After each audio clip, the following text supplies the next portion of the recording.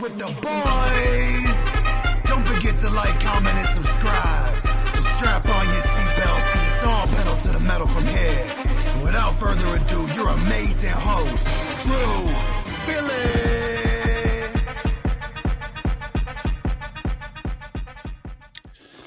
Welcome back to another episode of Buckle Up with the Boys here with your host DB and host Trevor Dinsmore. Trevor, how are you doing on this? It's another beautiful Tuesday night. Oh yeah, wonderful Tuesday. It was actually nice and chilly out this morning, 60 degrees. I got my walk in, good to go. It'll be about the same tomorrow, getting up to about 77. But yeah, a lot happened this week, Billy. A lot happened in the way of sports, in the way of real life, and a lot of mixed emotions definitely coming into this week's episode for sure. Yes. No. Little late on the trigger here. I fell asleep. So we're at the 8:13 mark, starting the usual 8:10 or 8:09. I apologize for that, but no, we had a loss in the music industry today. Earlier this morning, was at work on the crapper. That's how I found out this news. Ozzy Osbourne. Good preface. Yes. Ozzy Osbourne dies at 76 around family and friends. Trevor, just a few words before we have a moment of silence for him. Of course, my friend. What's not to say about Ozzy Osbourne, one of the most legendary vocalists, rock artists, metalheads of all time. I grew up in Birmingham, England. I actually was bullied and allegedly essayed when he was a younger boy. And of all things, it was the Beatles that inspired him to create this rock group alongside, let me get the names right here, Tony Iommi, Geezer Butler, and Bill Ward. They were originally known as the Polka Tulk Blues Band, which became Earth, which then became Black Sabbath eventually. And of course, Sabbath on through the decade of the 1970s created some of the most legendary albums of all time and paved the way for metalheads of the modern age. And then, of course, when Ozzy was exiled, some would say unceremoniously. Yes. I know Ozzy would definitely argue that. When he was exiled from them, I believe it was around 1979, 1980, went on to have one of the most legendary solo careers of all time. I recall us debating, I think it was either last week or a couple weeks ago, whether he had a better solo or Sabbath career. Regardless, still one of the most legendary careers of all time. And to those that knew him, I know tributes have been pouring out there. To those that watched him perform and to those that met him, we knew, of course, on stage and the public eye, he is the Prince of Darkness. Yes. But behind the scenes, he did have a heart of gold. Mm-hmm. And as the old saying goes, heroes get remembered, but legends never die. And I would just like to say, long live the legend of Ozzy Osbourne, and long live rock and roll. Okay? Yes. Cheers. God bless. May he rest. And love to Sharon, love to the kids and grandkids as well. Yeah. No. Thank you. Thankfully, like you said too, passed away surrounded by family. Yeah. No. Music helped me a lot through life, if you cranked it up at a woods party, put Paranoid on or what have you, you were the coolest guy at the party, maybe Crazy Train, what have you. But his music will go on forever. It's just, I know a lot of people are surprised he made it this long. I know that's been thrown out there a lot too, but still, right.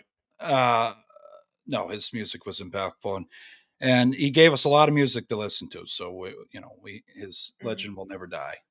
So yeah, thoughts and prayers to the family. Just a quick moment of silence, if you're all right with that, Trevor, the folks out there, and then we'll get in the news and segments here.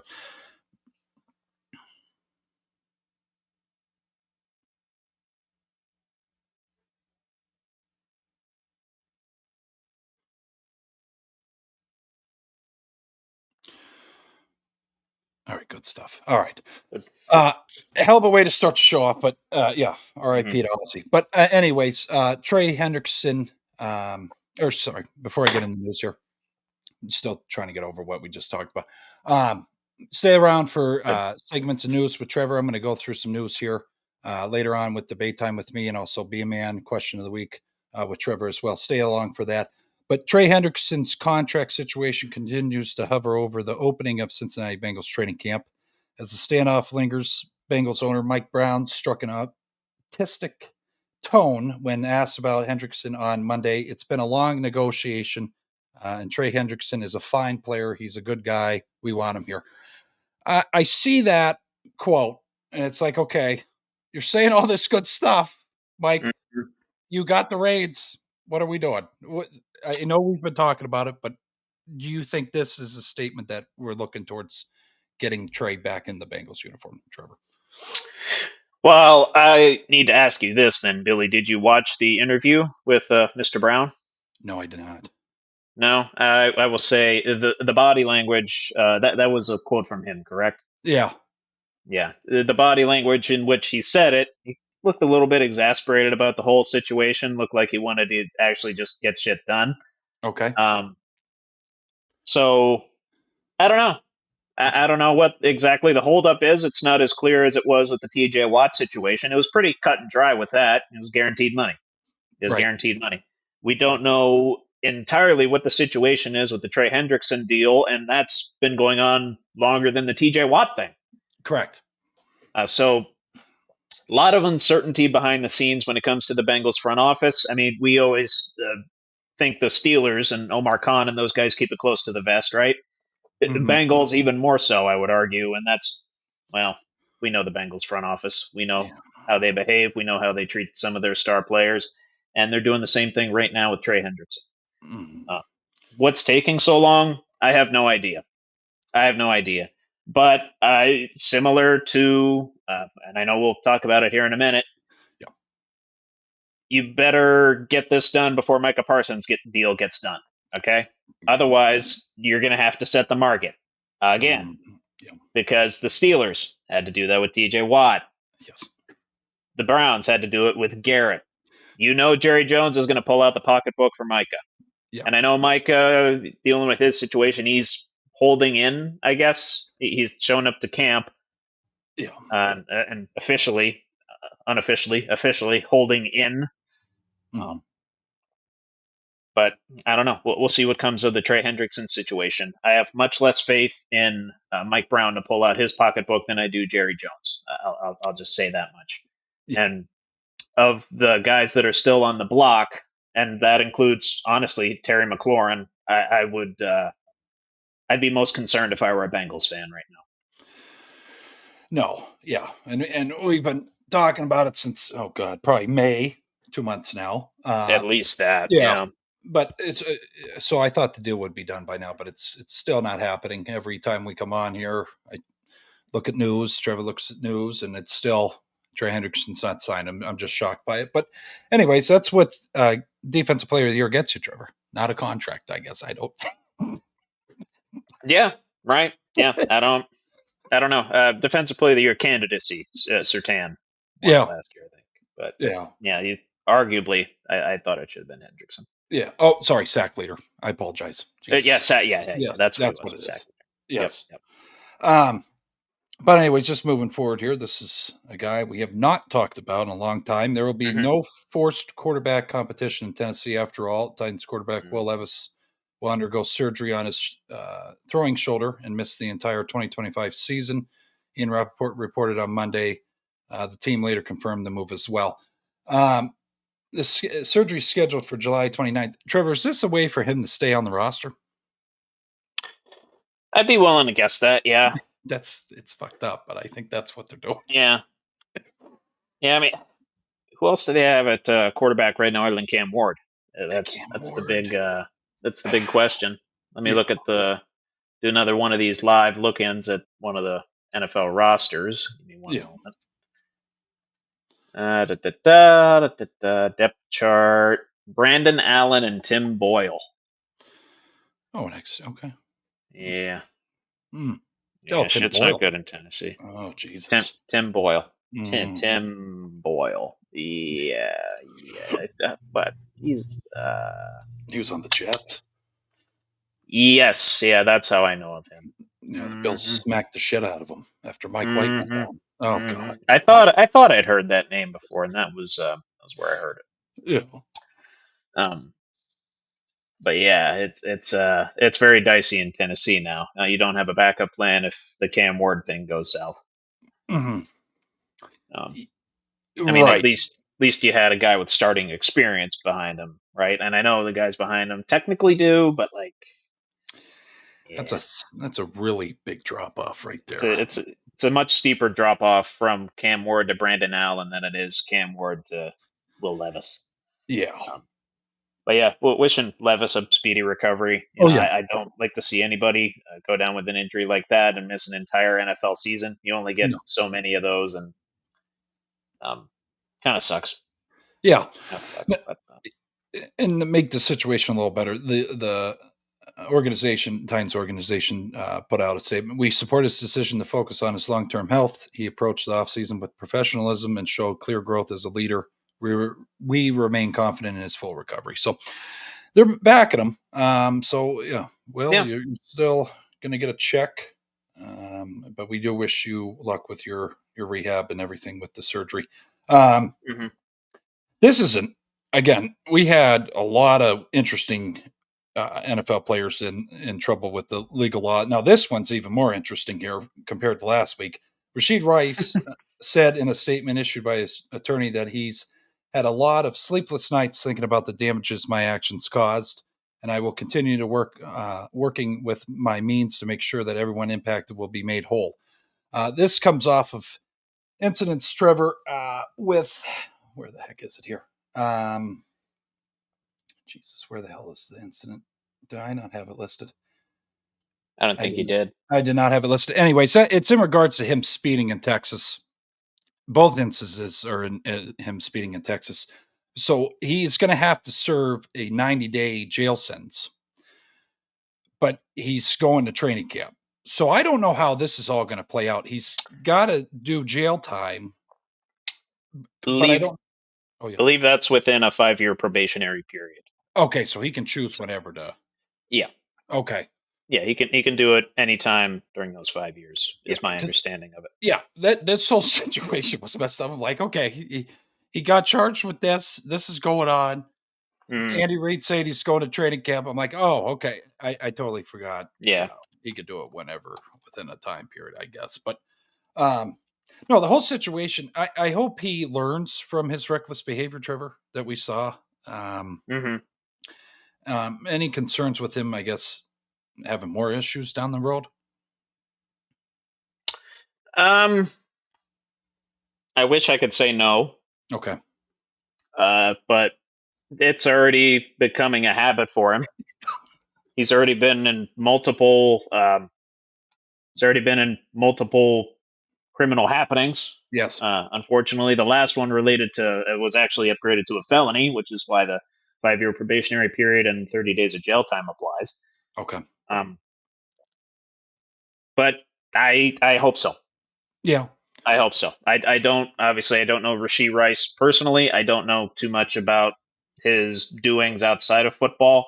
I don't really follow the Chiefs that much outside of on Sundays and Thursdays and whenever they play football. Right. But as always,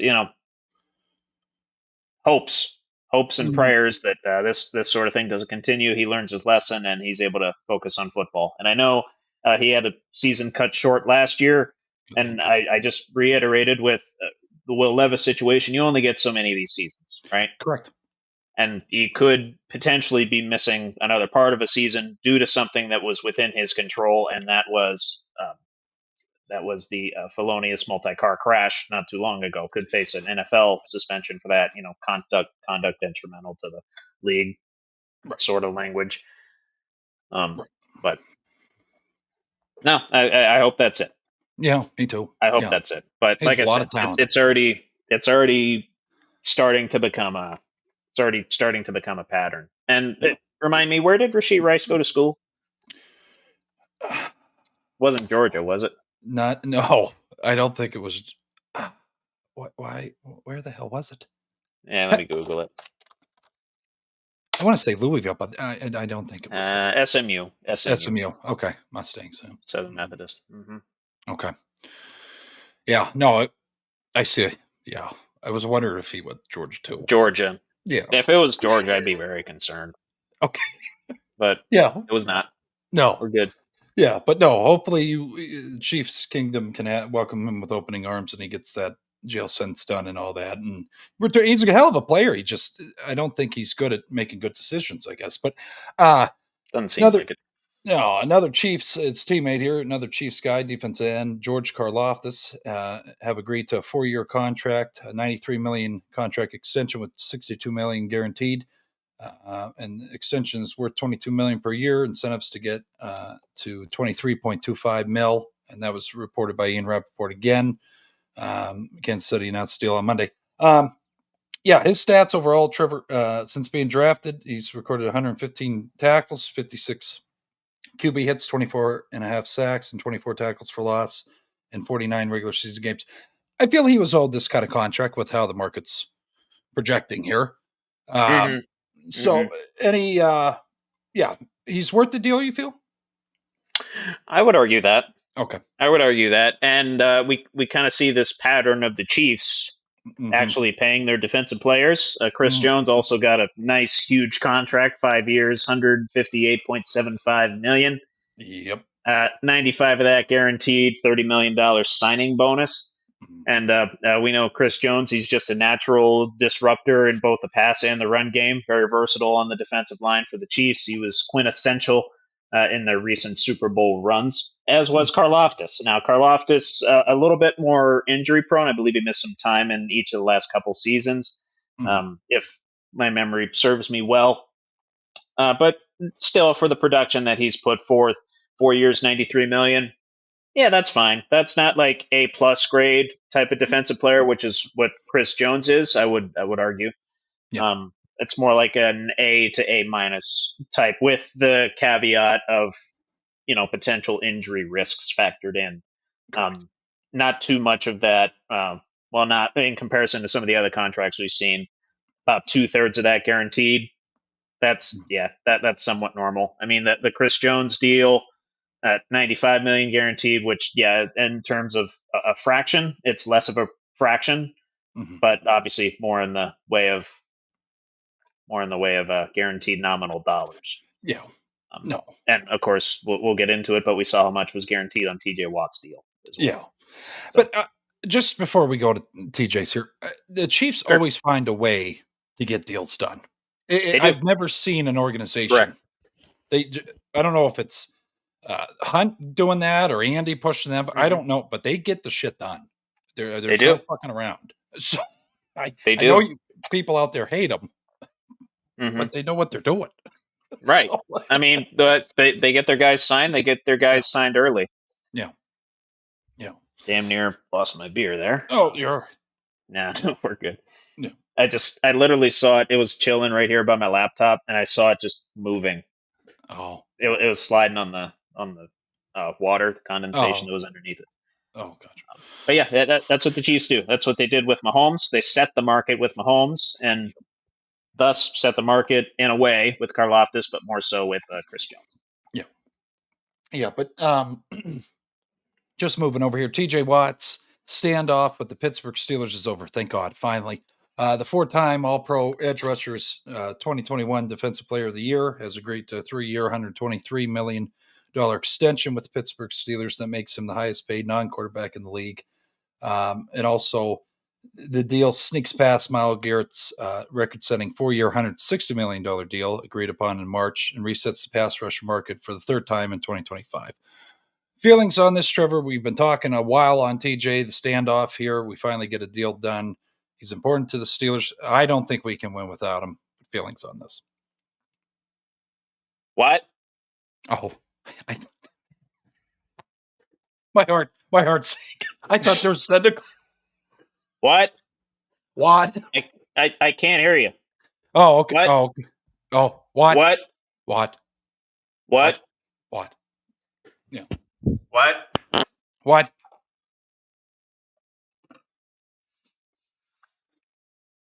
There it is. What? That's what. Yeah. I totally forgot. You know what? You know what? I feel like doing it. Give me a second here. Give me a second. Let's see if I have the room to do this. How does he do it? Like this? Yes. Something like that. Yeah.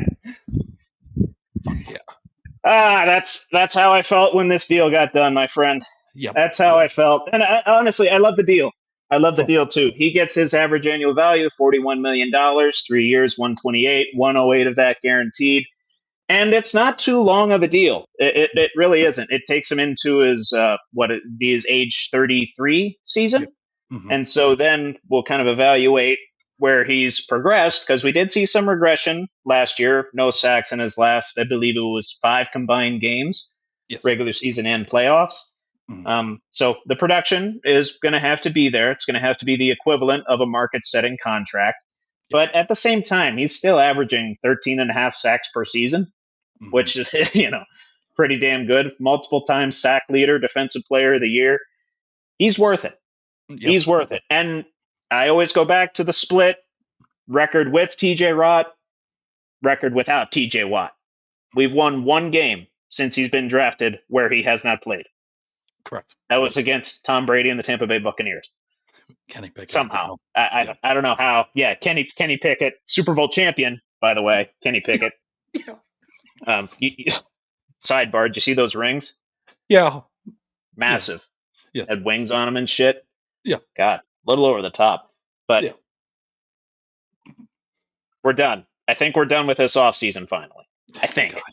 I think. Well, although Noah Fant did become available, so Arthur Smith might have got a little, tingle in the loins to say, hey, can we go sign another tight end, please? Please? And so we can have 6 tight ends on our roster? Fuck. Yeah. But I think the chaos, the drama, the je ne sais quoi of this offseason was TJ Watt getting his deal. I think we're done. I think we can focus on football now. I think. Yeah. No.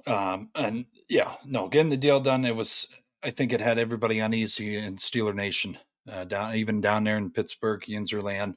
But the deal's done. He's going to be going to St. Vincent College here shortly in Latrobe to start practicing with Aaron Rodgers and who else we got here? Jalen Ramsey, Juan Thorhill, Derek Harmon, and Darius Slay. It just made me sleep okay last night. Big Cam. When this dropped.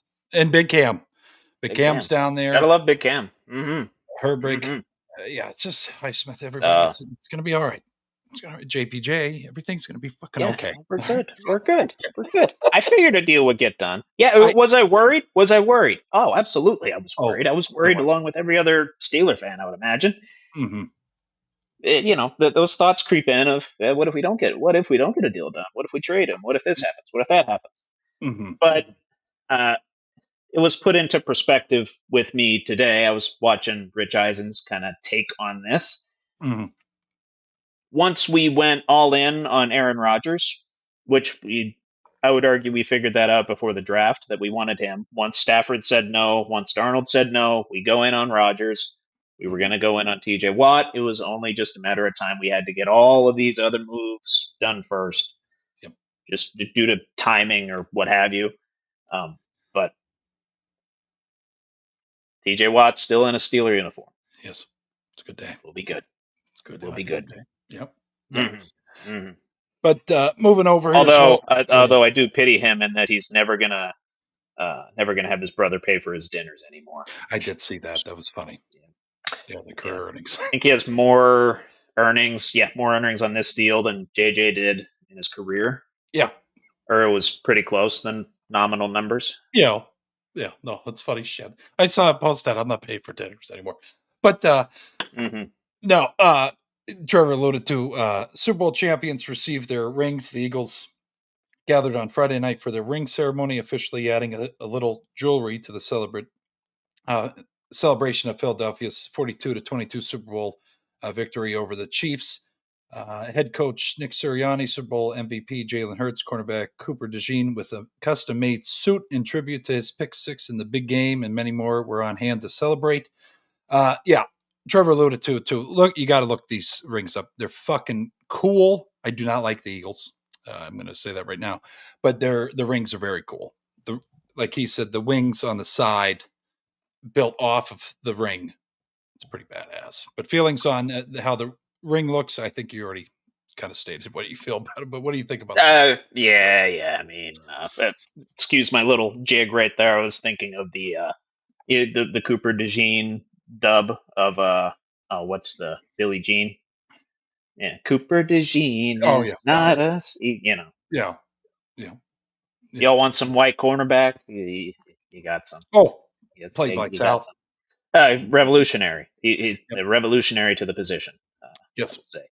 Mhm. And you know what? I was going to say something, but it'll probably come off as not great. So I'm Okay.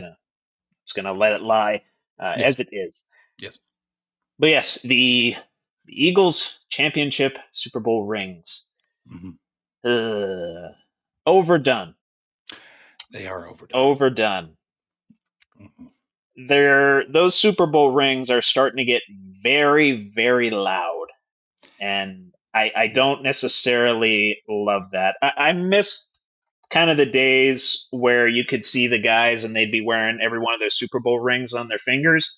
Mhm. I don't see people going out and wearing that ginormous thing on their finger because it literally, I don't know, you could literally fit like I don't know, you could probably fit like a mini stadium or a model of a stadium in those things. Correct. I mean, don't get me wrong, they look awesome. They look Yeah. awesome. They're huge. Yeah. It's They're fucking risky. huge. And Chris Brockman kind of said it best when him and Rich Eisen were doing their Overreaction Monday podcast. Yep. If I win a Super Bowl, Mhm. I want to be able to wear that thing all the time and tell Oh, sure. people that, hey, I won a Super Bowl. Hey, by the way, I'm a Super Bowl champion. Hey, Mhm. by the way, I'm a Super Bowl champion. Oh, who are you? I'm a Super Bowl champion. That's who. Yeah. Brag about that till the fucking cows come home, dude. Right. Literally would. You can't do it with that because Mm. that thing it'll slip right off your finger. It'll screw up your fingers, honestly. And I'd be worried about that for quarterbacking on a one. Correct. You know, you can't go around and showing that off. You can do it on occasion, but you can't wear that all the time. No. It's just too big. It's too big. Mhm. I mean, I love the inscriptions on it. They had all the playoff victories on there. They had an inscription on the wings as well. Yep. Very intricately designed. Whoever designed that, and whoever took the time to chisel those out, Right. my hat is off to them. Correct. But I'm of the opinion that we need to tone these rings down again. Okay, Yeah. we need to make them wearable and it's still flashy. Sure, you can put however many fucking diamonds on there that you want. Right. You just gotta just reel it in a little bit. Okay, it's just like a bass at a reservoir. You reel it in just a little bit, Yep. bit at a time. Okay. Yeah. Yeah. No, I think they overdid it. It looks like a timepiece. It doesn't look like It something you does. wear, you keep in the Yeah. arms. That's yeah. Yeah. Looks like one of those chain watches. You know what I'm talking Correct. about? Yes, Yeah. it does. It fucking does. I didn't think of that. Yeah. But anyways, yeah. Shout out Yeah. to the Yeah. to the artist Captain getting that. Insano, yes. Tone it down. Just Uh, like Billy in a PlayStation party. Tone it down. Just tone it down a little bit. no, Relax. but it's I don't fucking know. I'm amazed, and you just alluded to it too, and I apologize that I don't know the artist that did it, but or jeweler that did it, but he had to get a lot of shit done. There's a lot of work to Oh those, yeah. and there's a lot of hmm fucking people that get those rings. Front office people, everybody out of the People that staff. got Yeah, traded during the season, yep. if that actually, I don't think they actually did any trades, but Yeah. I mean, but there was a lot of shit done to it. So yeah, let's tone it mhm. back a little bit. I do agree with Trevor. But just keeping it moving here. Minnesota Vikings wide receiver Jordan Addison resolved the 2024 DUI citation by pleading no contest to a lesser charge, with his attorney said on Saturday. Last July, California Highway Patrol responded to a report of a disabled vehicle blocking a lane. Addison was found asleep in the driver's seat of his white Rolls Royce and was arrested. What the heck did he get here, Trevor? Got 6 months probation, and a plea bargain in which a person, yeah, that's really it. Yeah, 6 months probation. I don't know how they're going to work that out because it happened in California and he's in Minnesota. But yeah, we'll see what comes of that. But I remember us talking about that and being like, hey, you are a talented wide receiver. Get your head out of your ass here. You shouldn't be doing this kind of stuff. But feelings on Jordan Addison getting this finally resolved, Trevor. It's actually a year to this today. Oh, really? Yeah. Okay. Well, good. Yeah. Again, Yeah. but another guy that Yeah. we can focus on football now. Correct. You don't have this lingering thing in the back of your head. Correct. Yeah, people don't perform as well when they're dealing with distractions, and especially one of this magnitude. It seemed pretty harmless. I mean, DUIs are. I mean, I'm not going to advocate for a DUI or anything like that. Right. But thankfully, this one, it was just him. I guess he fell asleep and he got hit with what is it? A wet reckless. Yeah. A wet reckless in California. Mm-hmm. Thankfully, no one was hurt. Yep. He got his DUI. I'm assuming he pled guilty and finally, got that behind him. And hopefully, again, another guy that can potentially learn from a mistake there. Yeah. But yeah, and I can't emphasize that enough. Thank God no one was hurt. Correct. No, and we hope Addison. He also had someone with speeding as well. I remember that happened in Minnesota, and then this thing happened earlier last year, and then this happened. I hope he's left this crime life behind him and focusing on the football because he's a very talented guy, and JJ McCarthy's going to need him on the field. So, yes. But no, that's all I had for news. I'll be back later with debate time. We'll go over to Trevor's news and segments as well. Cool beans, brother. You want to jump right into NFL predictions? Yep, let's do it. Okay. All right, dig it. Cue it up. Yep.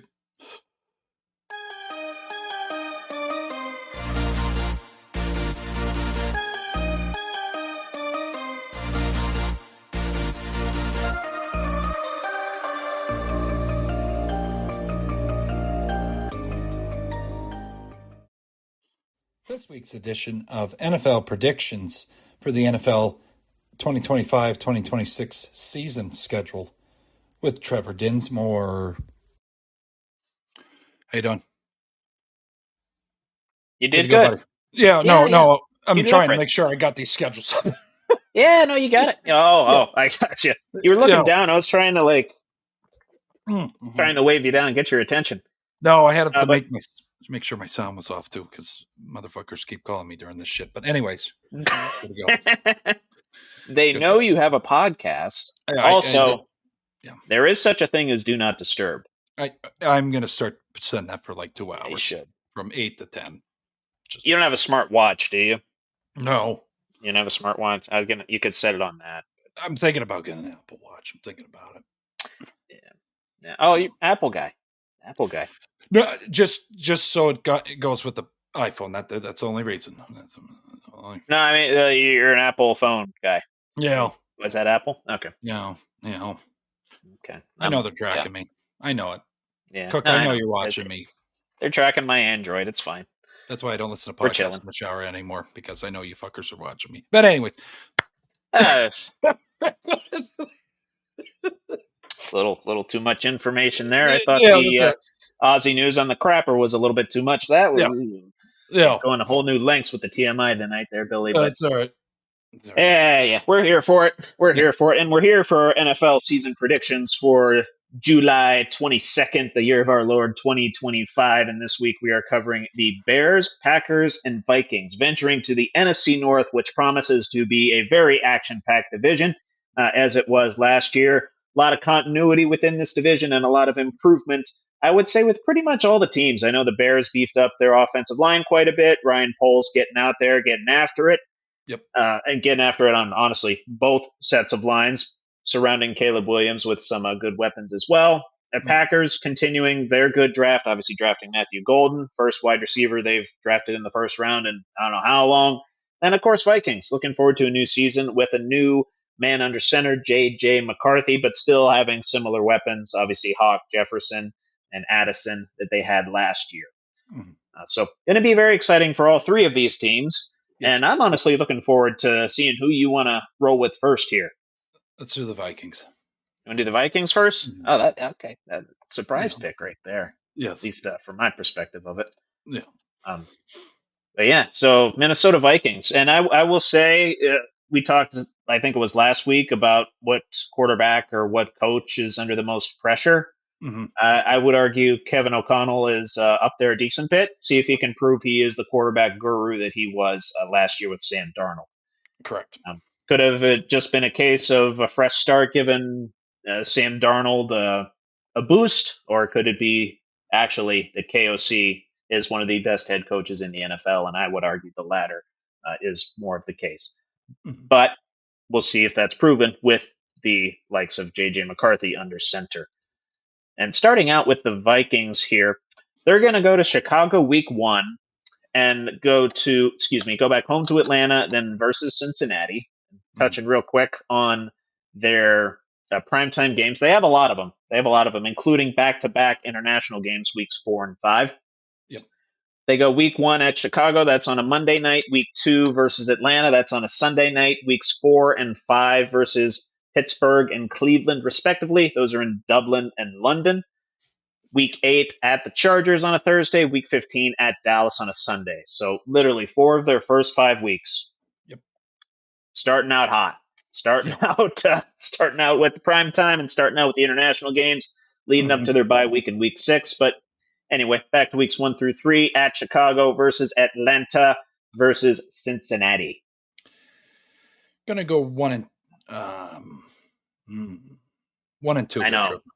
1 and 2. Okay. Okay. Who do they beat? The Bears.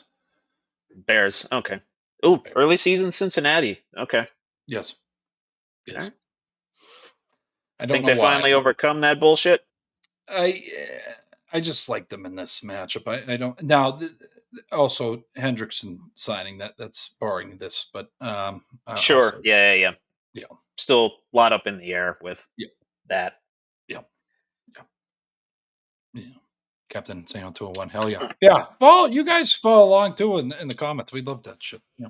Yeah. Go for it. You're gonna have to tally your own records, though. I have enough to tally as it is right here. So I actually have the mirror opposite of you, my friend. I have them losing to Chicago on the road, starting out, and then beating Atlanta and beating Cincinnati. Early season Bengals. Okay. Early season Bengals. That's really all I'm going to say about it. Okay. And then Atlanta, I believe I had Atlanta losing this game when we did the picks for them. Mm-hmm. So I like to be consistent with it. Yeah. I think I had the Falcons winning, but yeah. Yeah. I don't know. I'm not going to check for you anymore. I check for myself, but. Okay. Sorry. Then, of course, they go to Dublin to take on Pittsburgh and then Cleveland and London weeks 4 and 5, right before their bye week. And every time the Steelers are brought up, you're probably saying he's going to say it will happen. They will lose. There's some games coming when we talk about their schedule, but not in Dublin, not in the homeland, not from where the Chiefs from. But I will go 2-1 here. They lose to the Eagles. Jesus, you're looking. Okay, yeah, you're looking at week 7. Hold on a minute. What the fuck? Hold on here. Vikings or Steelers Browns. 4, 5, and 6. 4, 5, and 6. Bye weeks in week 6. You only got to pick Pittsburgh and Cleveland right now. Oh, fuck it. 1-1. Jesus Christ. My Okay. apologies, folks. My apologies. Still thinking all of good. Ozzy. Fucking Christ. I know. You've been thinking of that since you broke the news. Yeah, that's a bummer. Yes. I'll probably be listening to him on loop tomorrow, but we'll see how she goes. Yeah. Anyway, right after their bye week, they go versus Philly, at the Chargers, and at Detroit. 3 very tough opponents right there. Eagles, Chargers, Lions. Yet. You said beat the Eagles, did you not? Think they beat the Eagles? No. No? I'll go 0-3 here. Wow. Okay. Starting out 2-6 under Ben Johnson. You sure? Yeah. Wow. Okay. I have more faith than you do. I have them going 2-1 here, losing to the Eagles. Okay. Losing to the Eagles. I have them splitting with Detroit, if you can believe that. Okay. Wow. I don't know. Detroit's going to let one slip, and that's going to be their wake-up call. I think that's it. Okay. Wow. Okay. And last year, the Thanksgiving game was close, came down to a clock mismanagement issue. Yeah. I forgot So, about that. Yeah. Yeah. Yeah. Anyway, 2-1 for me. I have them so far 4-3. Okay. Excuse me, 5-3. 5-3. Okay. You have them at 2-6. Yeah. Do they get hot at any point here? Oh, yeah. Because it's looking bleak right now. It's looking bleak.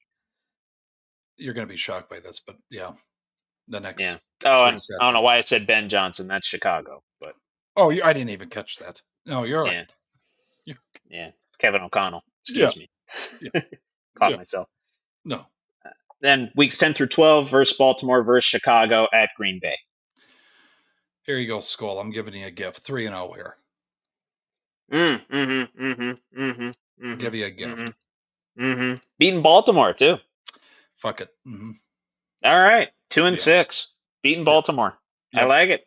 Yeah, I like it, my friend. Yeah, I feel like they don't think they're gonna be anything, and then JJ goes out and lights it the fuck up. Nice. Okay. Justin Jefferson outduels Lamar. Yeah, and Jay Jet has 185 fucking receiving yards, 2 touchdowns. Just chilling. Yeah, go chain, grills in. You don't give a shit. Et cetera, et cetera. Yep. Good shit, my friend. Yep. I got them losing 2 or 3 here, beating Chicago, and that's it. Okay. Yeah, I don't have Baltimore losing many games this year, and I actually have Green Bay sweeping these guys. Little spoiler for Week 18. Oh wow, okay. But yeah, we're getting into November football there, and it's I mean they play in a dome. Green Bay plays outside. You know that's probably going to be a factor. Yeah. November 16th. It's going to get cold. It's going to get cold in Green Bay. Yeah. Or no, November 23rd. Excuse me. Well, even colder. Weeks 13 through 15, they go at Seattle versus Washington, then at Dallas.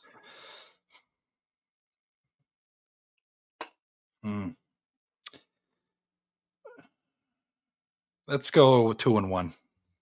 2-1. Okay. They drop one to the Commanders, but they somehow beat the Cowboys. On the road too. Yep. On the road. And that's I don't know what day of the week that is. So that's a night game, May 20. Yeah. Yeah, that is. That's their last prime time. That's on a Sunday. Sunday night. Okay. You think Dallas is falling apart by that point? Oh, I think the personalities take over. I really do. I think the personalities take over. I think Pickens is sort of fucking fit on the sidelines are at this point. Or CD, one of the two, because they're both kind of head cases. So no offense to the Cowboys fans, but right. I got out there.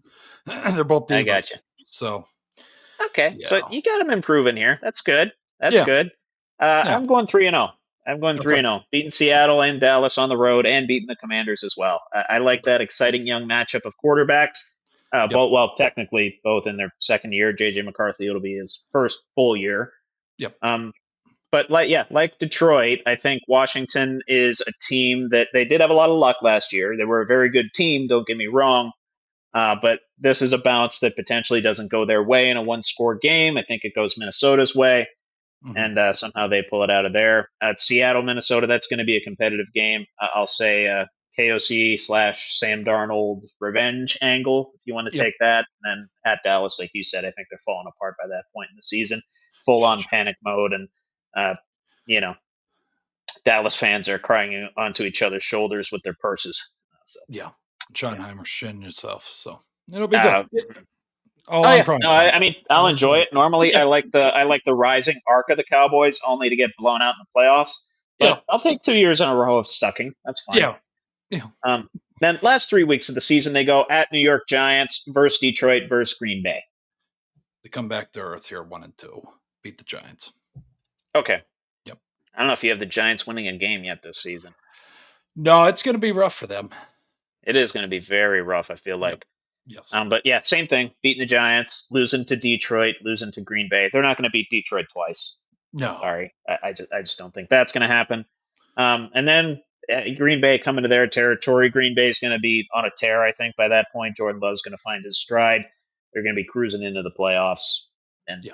over the Vikings, and that leaves me at a 10-7 record for them. You, sir, have a. We count it up: 1, 2, 3, 4, 5, 6, 8, and 9. That look right? Yeah, 8 and 9. Okay. And it'll behoove you to know that they have an 8.5 over under FanDuel win total. So you have them going under, and 28th, excuse me, strength of schedule. So I'm going over by a win and a half. It looks like you have them going under by just that half. Yeah, Butters. There's 17 games, buddy. All right, figure it out. Anyways, now he's probably behind. Okay. He's probably behind. All right. It's fine. All right. I was like, fuck.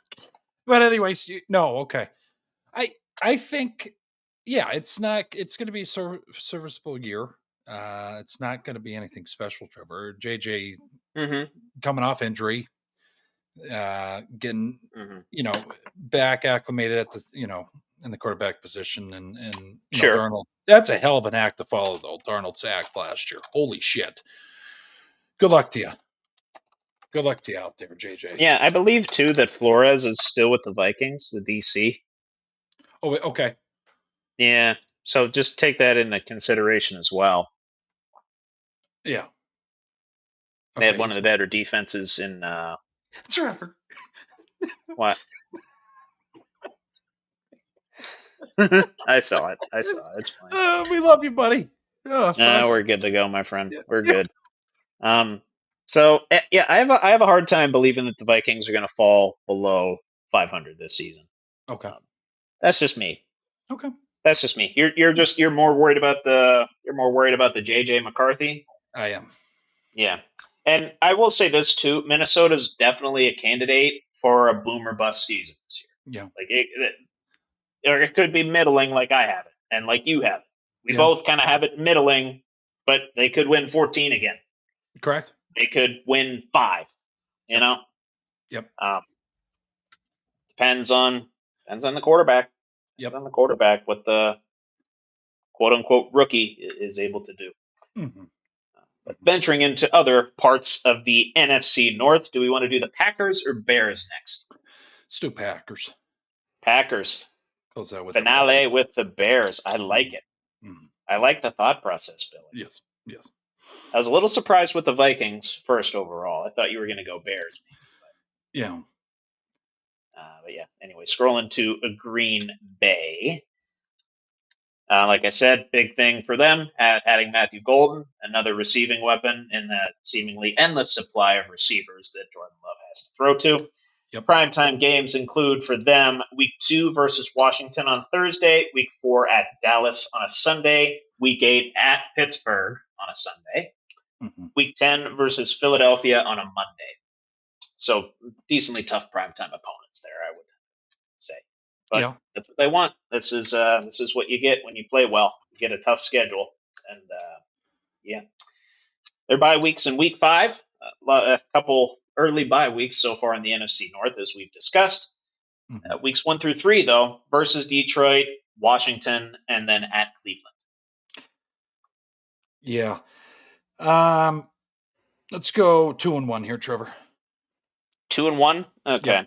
Yep. Probably lose to the Lions. Yeah. That's exactly the same thing that I have, actually. Yeah, I mean, Detroit's always going to be a tough out. Washington, that's going to be a hell of a game. Yes. That's going to be a hell of a game right there. Maybe maybe America's Game of the Week on Fox, if I were to predict myself. That'd be kind of cool. Yeah. And then at Cleveland's not going to do much this year. They don't really have a quarterback. Mm-hmm. I think as long as the Packers score 14 points in that game, they'll probably win. Yeah. No.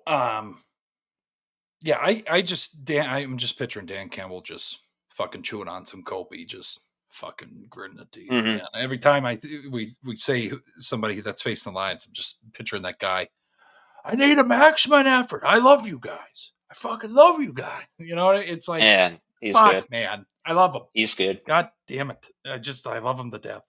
But Oh, anyways, yeah. I tell you, if you haven't watched the new season of Quarterback documentary on Netflix, give that Yeah. a watch. Dan Campbell, because they cover Jared Goff, so Mm. they do some interviews with Dan Campbell. It's pretty good. I gotta watch that. Okay. Highly recommend. Highly recommend. They follow who is it? Golf. Excuse not golf. Goff, Cousins again, and then Burrow Oh, okay. through last season. They follow him through last Okay. season.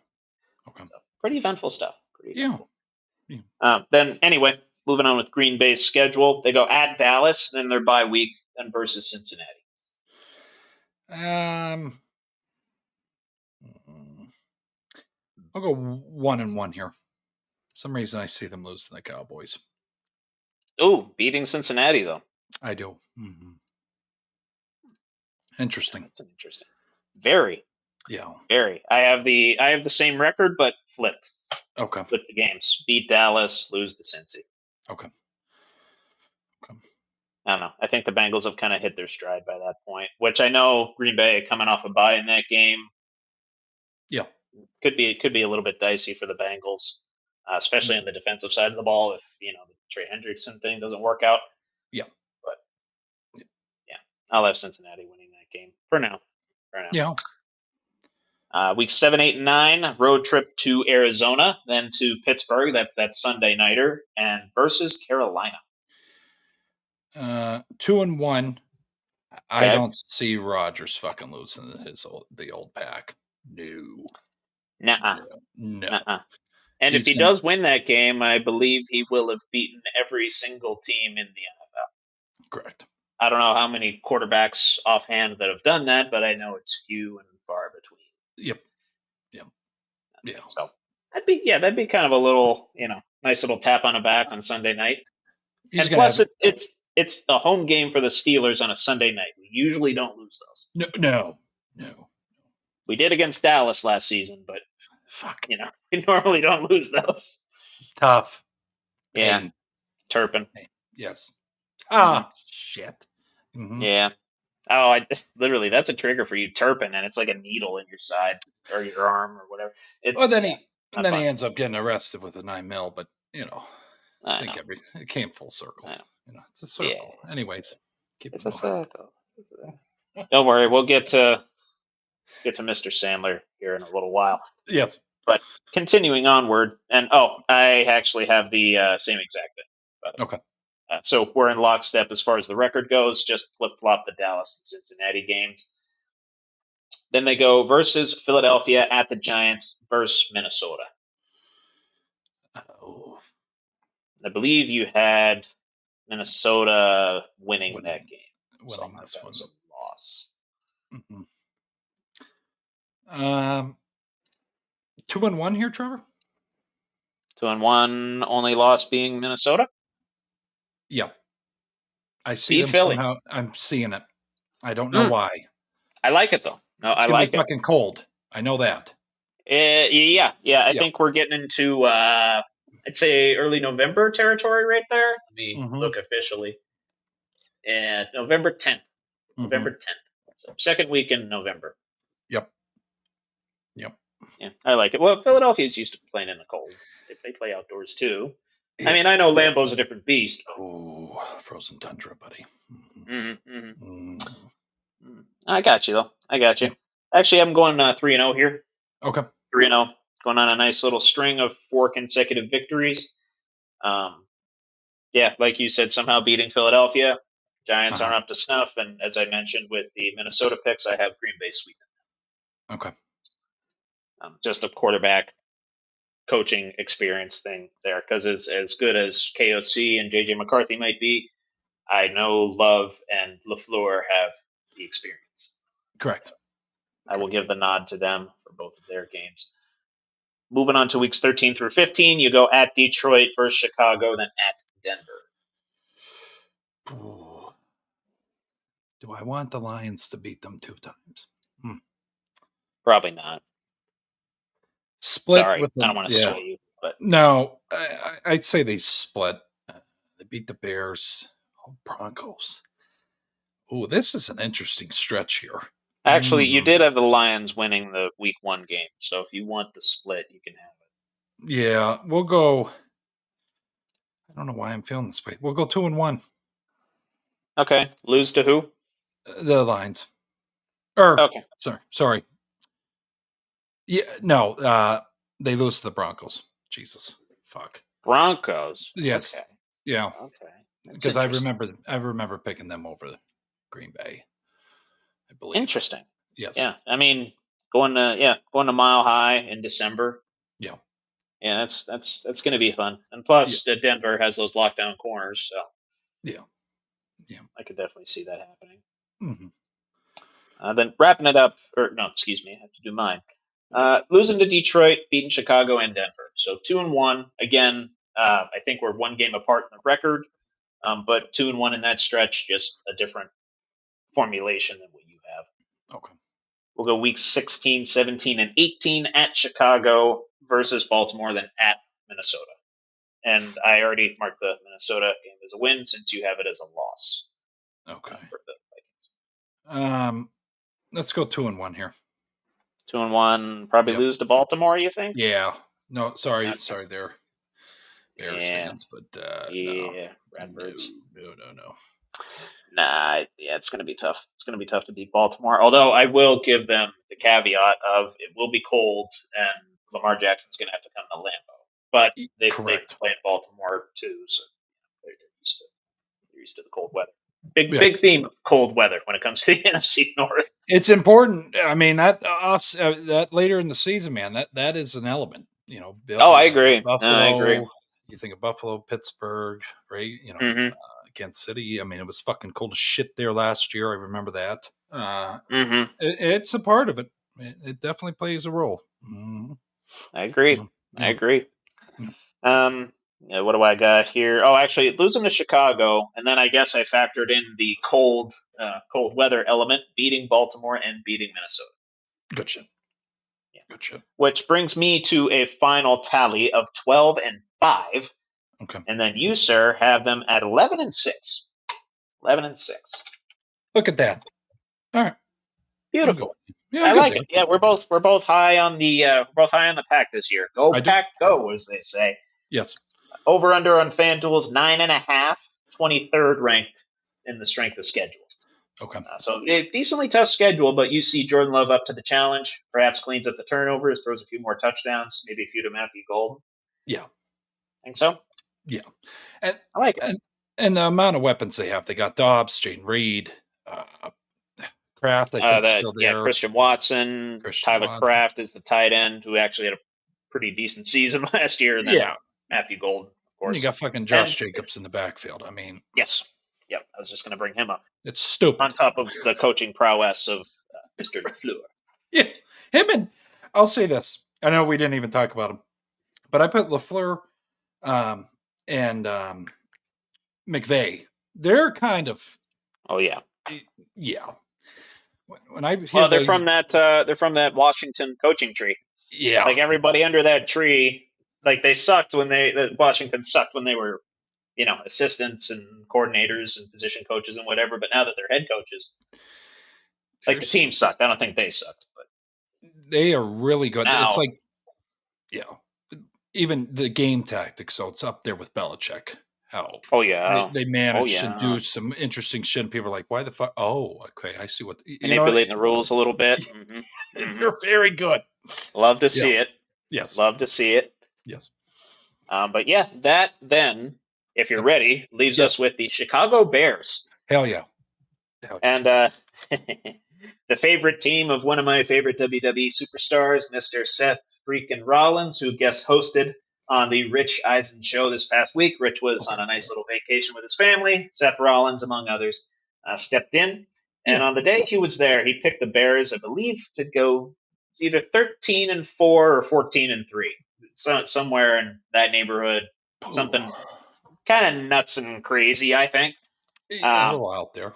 Yeah. He's a little biased, but I understand. If Mr. Poles is literally getting after guys, beefing up the line, getting Ben Johnson in as the coach, swiping him from a division rival.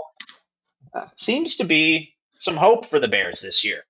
Yeah. Potentially more hope than they've had in a while. Although we thought that maybe last year with Caleb, we knew the coaching thing was a bit of an issue. But hopefully now that's not the case. You got an offensive-minded coach on a team that is for most of their history, struggled on the offensive side of the ball. Yeah. So getting right into it, weeks 1 through 3, they go coming out of the gates against Minnesota at Detroit and then versus Dallas. Holy fuck. Yeah, good luck. Good luck. To the Bears fans out there, I'm doing this with as clear as mine, and I have no hate towards your organization. I think it's been poorly ran, but you are getting kicked in the nuts here to start 0-3. 0-3. They're just getting fucked here. Man. Trevor, this isn't even fun. Man. What's their strength of schedule? Because I'm looking down. Let me look. They got a 26th. Yeah, they got a worse schedule than the Packers, actually. Holy shit. To go by strength of schedule. Oh my God. Yeah. And that side note here, the primetime games, week 1 versus Minnesota on a Monday, week 6, Washington, Monday night. They got the Black Friday game against Philly at Philly, week 13, and then week 17 at San Fran. Okay. Yeah, so pretty tough schedule. I'm being a little bit nicer than you are in these first few games. I say they get out to a 1-0 start and then lose 2. Okay, they go 1-2. Okay. Beat Minnesota and lose 2. Yeah. Oh, jeez. Yeah. Because if you go 0-3, the chances of making the playoffs just pretty much out the window. If you go by the analytics of things, so I'm not going to toss those chances out the window within those first 3 games like you seemingly are. Yeah. Okay. I know it's a lot. It's a lot to digest. It gets worse. It gets so fucking bad. You don't have faith in the Bears, do you? No, I do not. Not with this schedule. I didn't realize it was this. I was so excited. I'm like, oh, maybe we'll make the fans and organization look good. No, this is fuck. Okay, we'll keep it moving. You're going to be Giants harsh on these guys. Okay, they're going to need support groups after this evaluation by me. I'm not going to lie. Anyway. Oh my God, I think we all might need therapy after this. Anyway, weeks 4 through 6, bye weeks in week 5. Again, a lot of early bye weeks for the NFC North squads this year. Detroit has theirs in week 8. They're the latest of any of the NFC North teams. Mm-hmm. But surrounding that, they go at Las Vegas, at Washington. I guess I'm going to be kind here. 2-0. Okay. You said you were going to be harsh, and then you say 2-0. They skim this. They skim past the Commanders. I'm saying field goal. Yeah. Yeah. There's potential for that. 2-0 as well.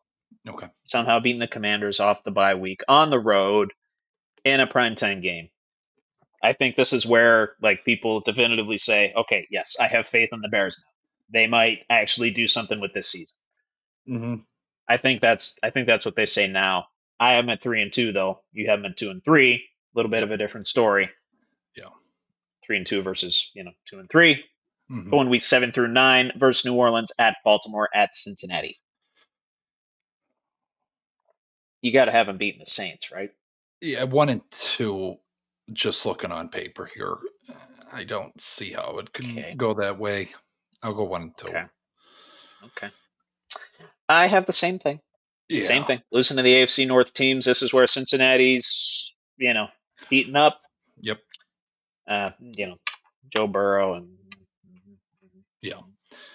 I don't know what Cincinnati's going to do again from a defensive perspective, how that's going to affect the Bears' offense. Mm-hmm. But I know Joe Burrow can put up 40 on anybody. So that's what I'm saying.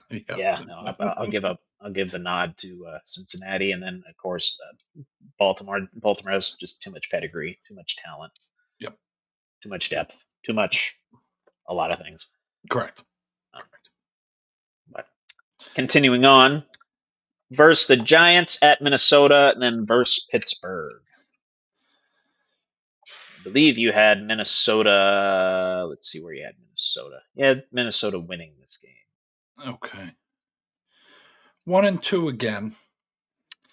The only reason they beat the Giants. The only reason, though, the Steelers some reason have the Bears number in Chicago. It's weird. Yeah. It's a weird thing. Yeah. I mean, like we always get super lucky against them. Yes. Remember the Vance McDonald thing from a few years ago? Yeah. I think we actually lost that game, but it was a lot closer than what it should have been. Yes. Fields showed out in our last. Yeah. And then, of course, the multitude of penalties. I think it was on a Sunday night, either last year or the year before. Mm-hmm. Yeah. It's always kind of nutty when we play the Bears. I don't understand that. Yeah. But actually, I'm going 2-1, and for some beyond me reason, the Bears beat Pittsburgh. Oh, sorry. Yeah. No, Rodgers no longer owns the Bears. I would just want to see him fucking do that one. No, I know. I want to see him do that. He's not going to be able to run it in and do that though. I know. He's a pocket guy now. I know. He's not mobile. Yeah. I still fucking own you. Yeah. Yeah. I don't see that happening. Okay. He gets a good thing done by beating his old team on a Sunday night in Pittsburgh, beats every team in the NFL, but no longer owns the Bears. Gotcha. So again, that's just a weird feeling inside based on past games with the Bears. It's always dicey when we play them. I don't know why. It just is. Yep. But anyway, in the following three, at Philadelphia, at Green Bay versus Cleveland. We'll go 1-2. Yeah. Okay. Yeah, beat the Browns. So you might not have the Browns win a game this year either. Yeah, I think I was very. Yeah, you're going to be pretty harsh to the Browns when they come up. I promise you that. Yeah. But same thing here. Losing to Philly, losing to Green Bay on the road. I believe one of those, that Philadelphia games on Black Friday. I don't love that. No. Caleb Williams in prime time hasn't really shown up so far. I think he does it a couple times this year, but I don't think he takes that supernatural jump. Yeah. So, and plus, late November in Philly, it's going to be tough. Those fans are pretty ruthless. Well, I was countering in, Caleb's a materialistic guy. I think he's going to be more focused on the deals than what's going on the field. Sure. Maybe. Perhaps. Yeah, perhaps. Yeah. But moving on to the last three here. So far, you only have them getting 5 wins, by the way. Yeah, okay. Shit.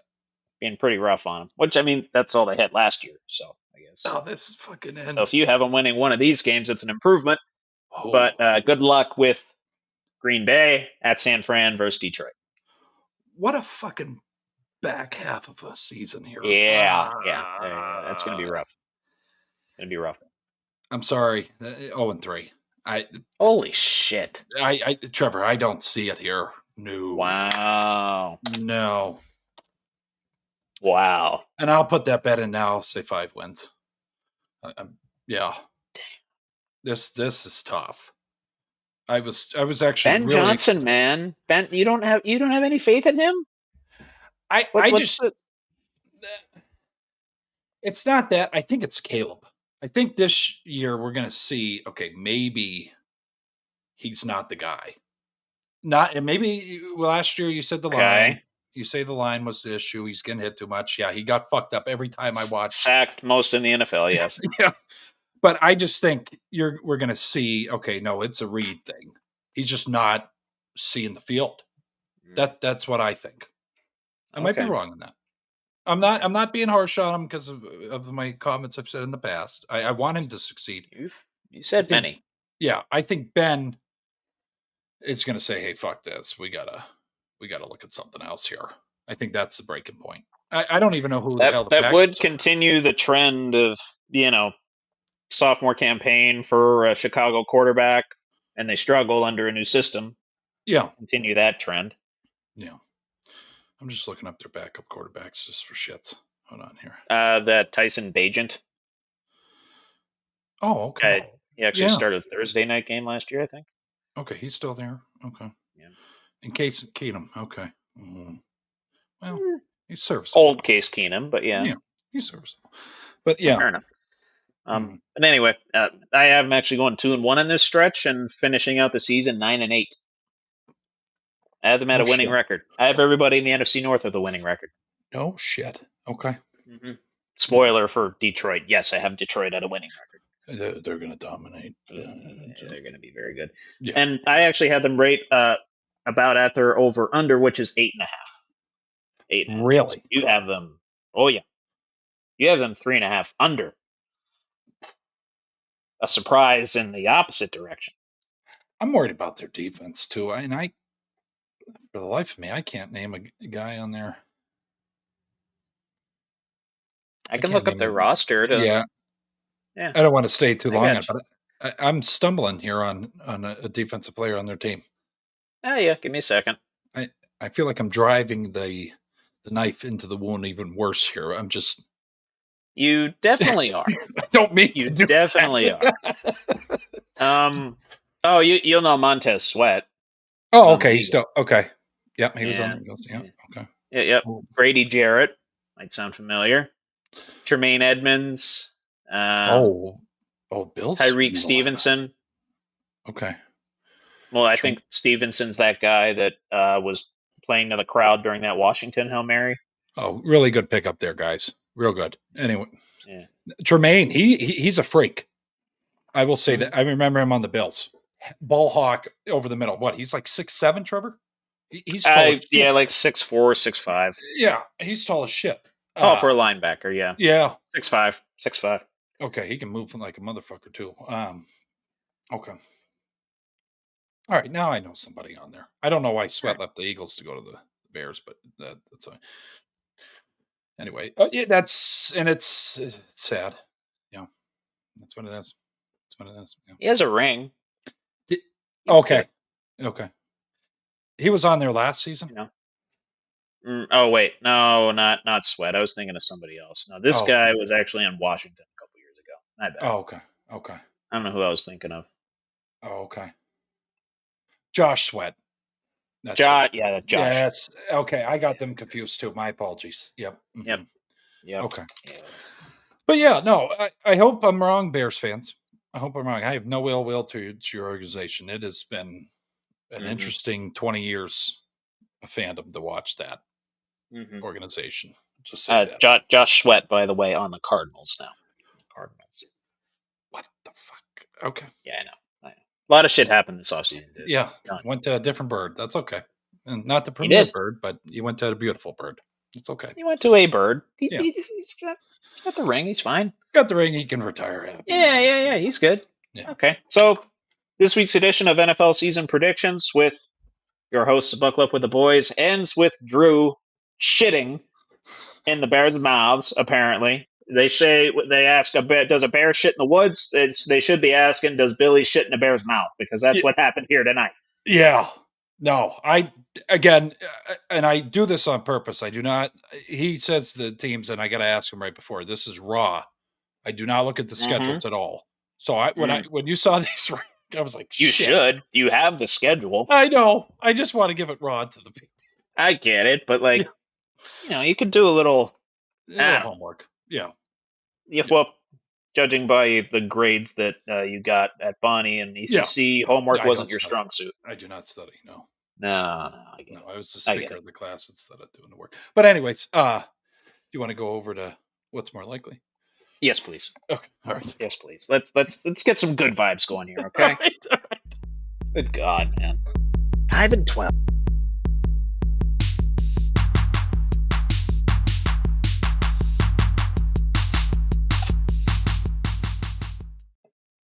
Welcome to this week's edition of What's More Likely with Trevor Dinsmore.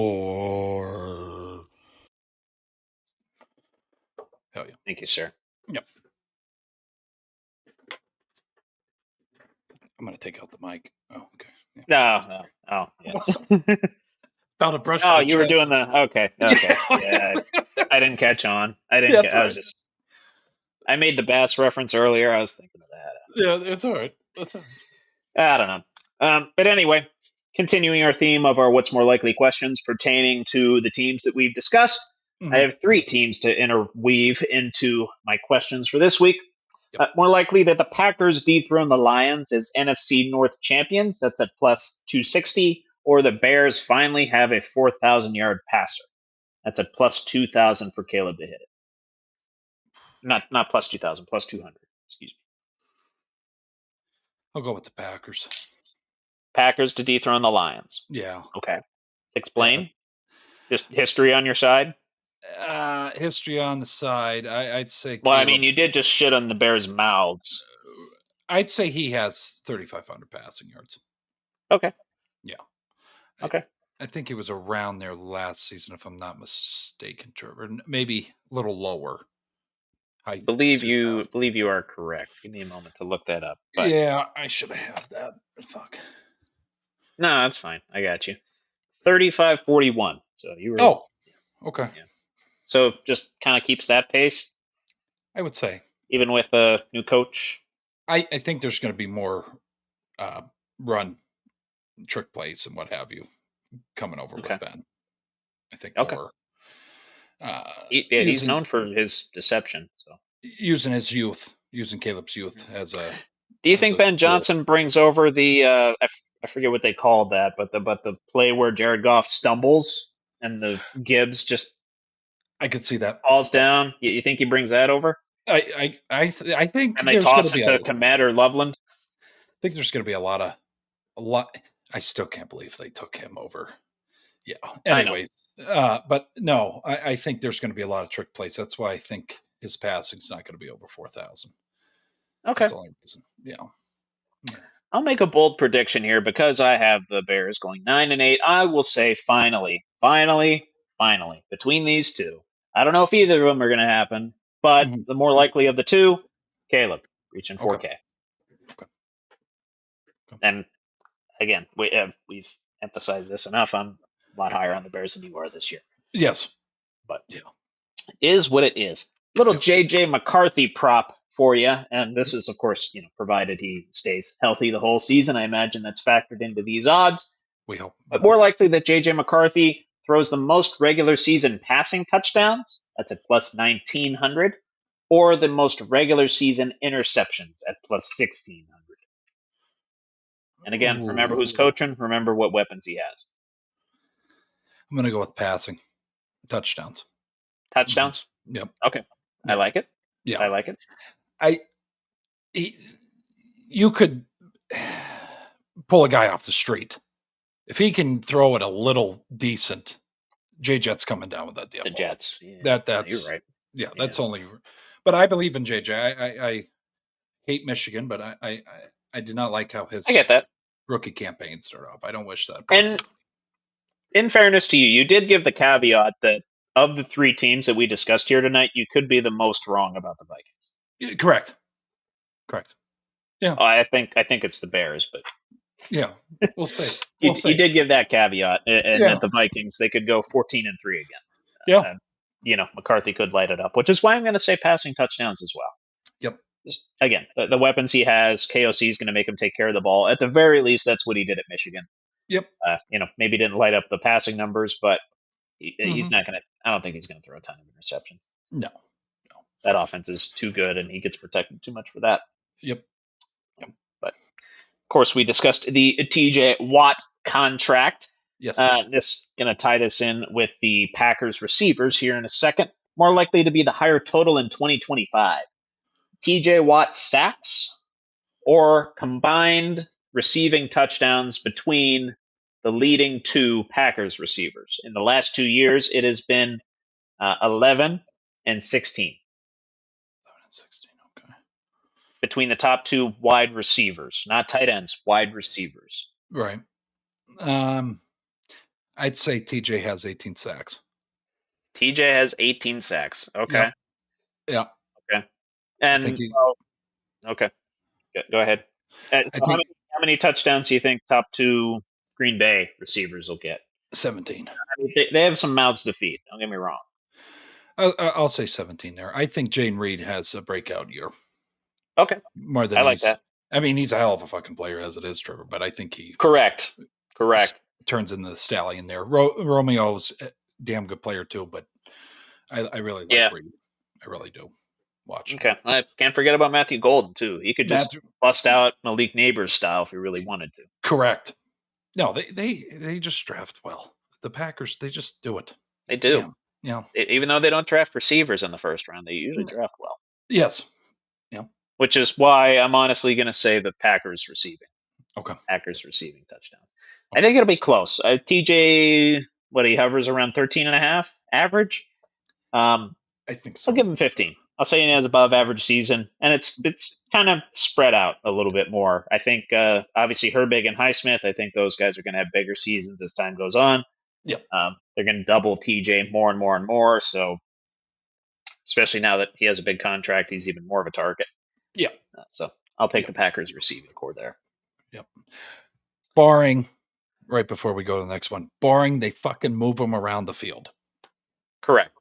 Yeah. If we just leave them on the left side, it's not going to happen, Trevor.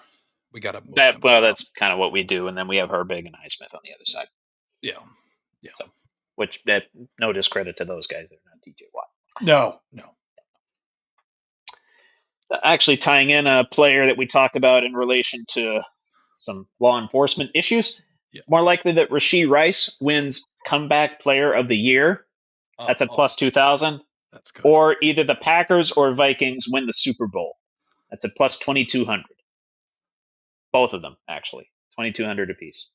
Ooh, I'll go Rashee Rice there. Rashee Rice? I was thinking the same thing, actually. Yeah. That's fucking gold, though. That's good. Mm-hmm. Good I on figured you. you'd like that one. That was really good. I figured you'd like that one. I didn't even know, when I wrote this, I didn't even know we were talking about Rashee Rice tonight. I'm like, you know what? Perfect tie-in now. Now I got to leave it in, right? Yeah. Because what I do is I write out what I do, and then I read the script. And I'm like, oh, shit. Rashee Rice is in a script. Cool. I like it. That's awesome. Okay. Yeah. Good stuff, though. Good stuff. Yeah. I won't ask you to give your Super Bowl pick, but of those two, I think it'll be of those two. I think Rashee. I think that's more likely. We got a big movie coming out here in a couple days. So excited. A sequel, damn near 3 decades in the making. Yep. The previews look awesome. I've been, I watch Netflix periodically during the day, and obviously they had ads for it on Raw last night. It's wonderful. Yes. Happy Gilmore 2. Yeah. Not going to spoil it for the people what happens, because obviously I don't know yet, but I've seen some of the people that are in the movie, and I wanted to ask you, who's the most likely to have the funniest cameo within Happy Gilmore 2, in your humble opinion? And I have some names here that I can list off for you, or you can pick somebody that's not on this list. John Daly, Eminem, Rory McIlroy, Bad Bunny, Ben Stiller reprising his role, Marcelo Hernandez is in it, and I've heard Nick Swardson is somehow involved in this as well. Fuck yeah. I didn't know that one, but okay. Yeah. Yeah. I'm excited for Nick Swardson. Mm-hmm. Yeah. That's good. And you can pick somebody that's not on that list. I can pull up a cast list for you if you'd like. I just, every time, and people have their own opinion on him. They think he's some would say a disgrace to golf, whatever the hell you're feeling as a drunk. He has an all-time, lifetime card to Hooters. I'm going John Daly. I'm very excited to see what they give him. Integrate him. Yeah. I'm very excited. Like, I hope they're golfing together. I don't know. I hope it's like a Bob Barker situation, that it's a celebrity thing. That would be fucking awesome. Because those both of them, I mean, how happy he bonds it. Yeah. And John's known for his long drive. I mean, that would just be cool. That would be cool. Yeah. I'm excited for that one, though, Trevor. That's amazing. Yeah. No, I got a whole thing planned Friday. I'm gonna I got to go get popcorn. I'm gonna do a little cookout thing. I'm fucking prepping for this shit.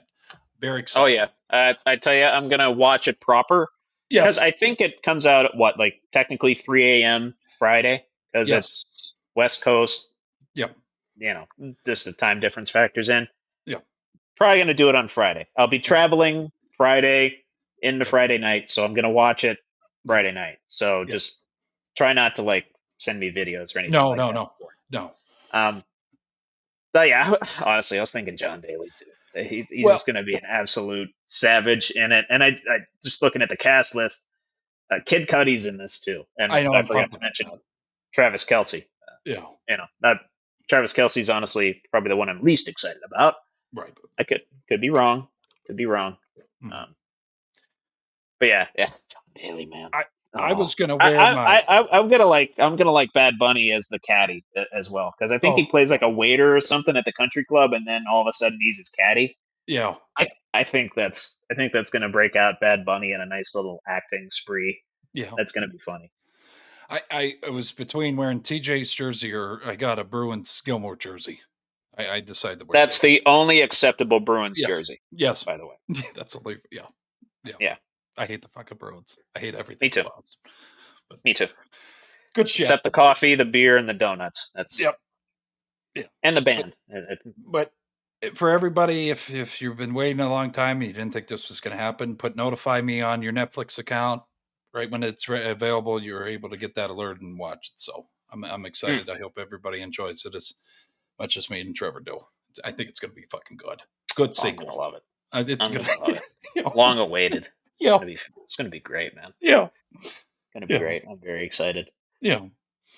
But yeah, that's it for what's more likely this week. We're gonna move on to Yeet or No Yeet with a mix of football and wrestling topics for you. Oh, very good. Okay.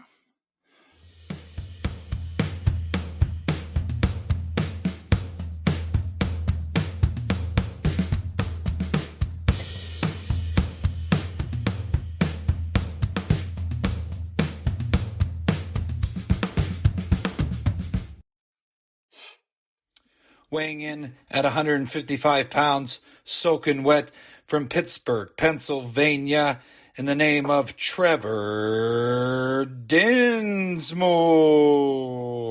Yeet or no yeet? Yep. It's not. I see people do this all the time. It's not that. You got to keep the hand still. Keep it still. And I used to do full on, like extend the arms and do it this way. That wears out my arms, so now I bend the elbows a little bit. Yep. It's a little bit easier on the shoulders too. Yes. Especially when he does it like 5 freaking times an entrance. Oh yeah, no, I know.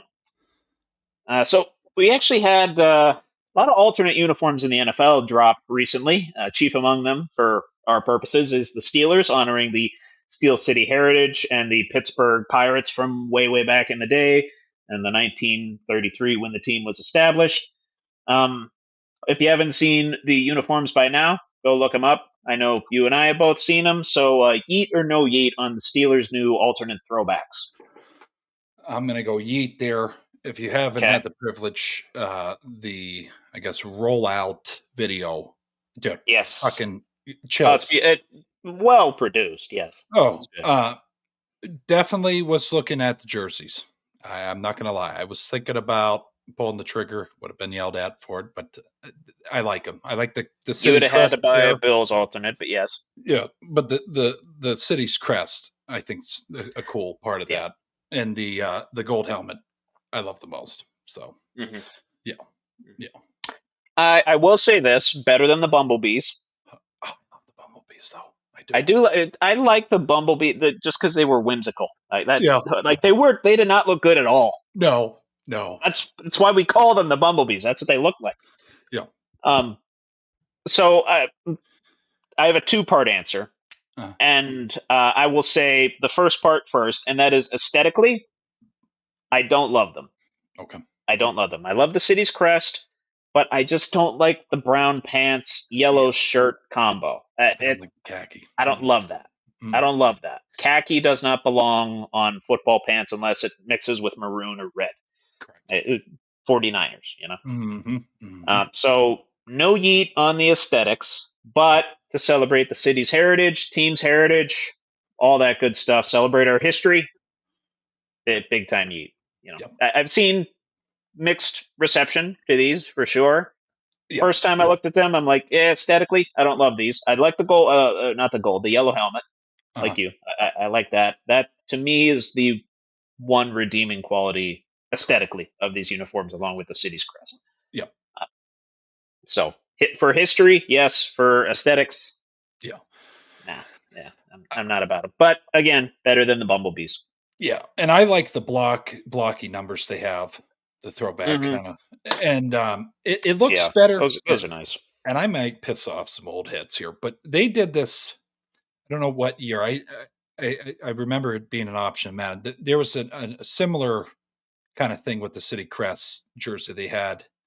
I think when Ben was there, Trevor, but I don't know what year. Yeah, I can't they remember. had.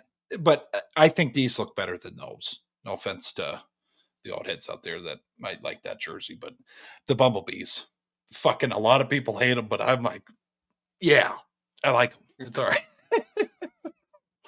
Yeah. Fair enough. Yeah. Fair enough.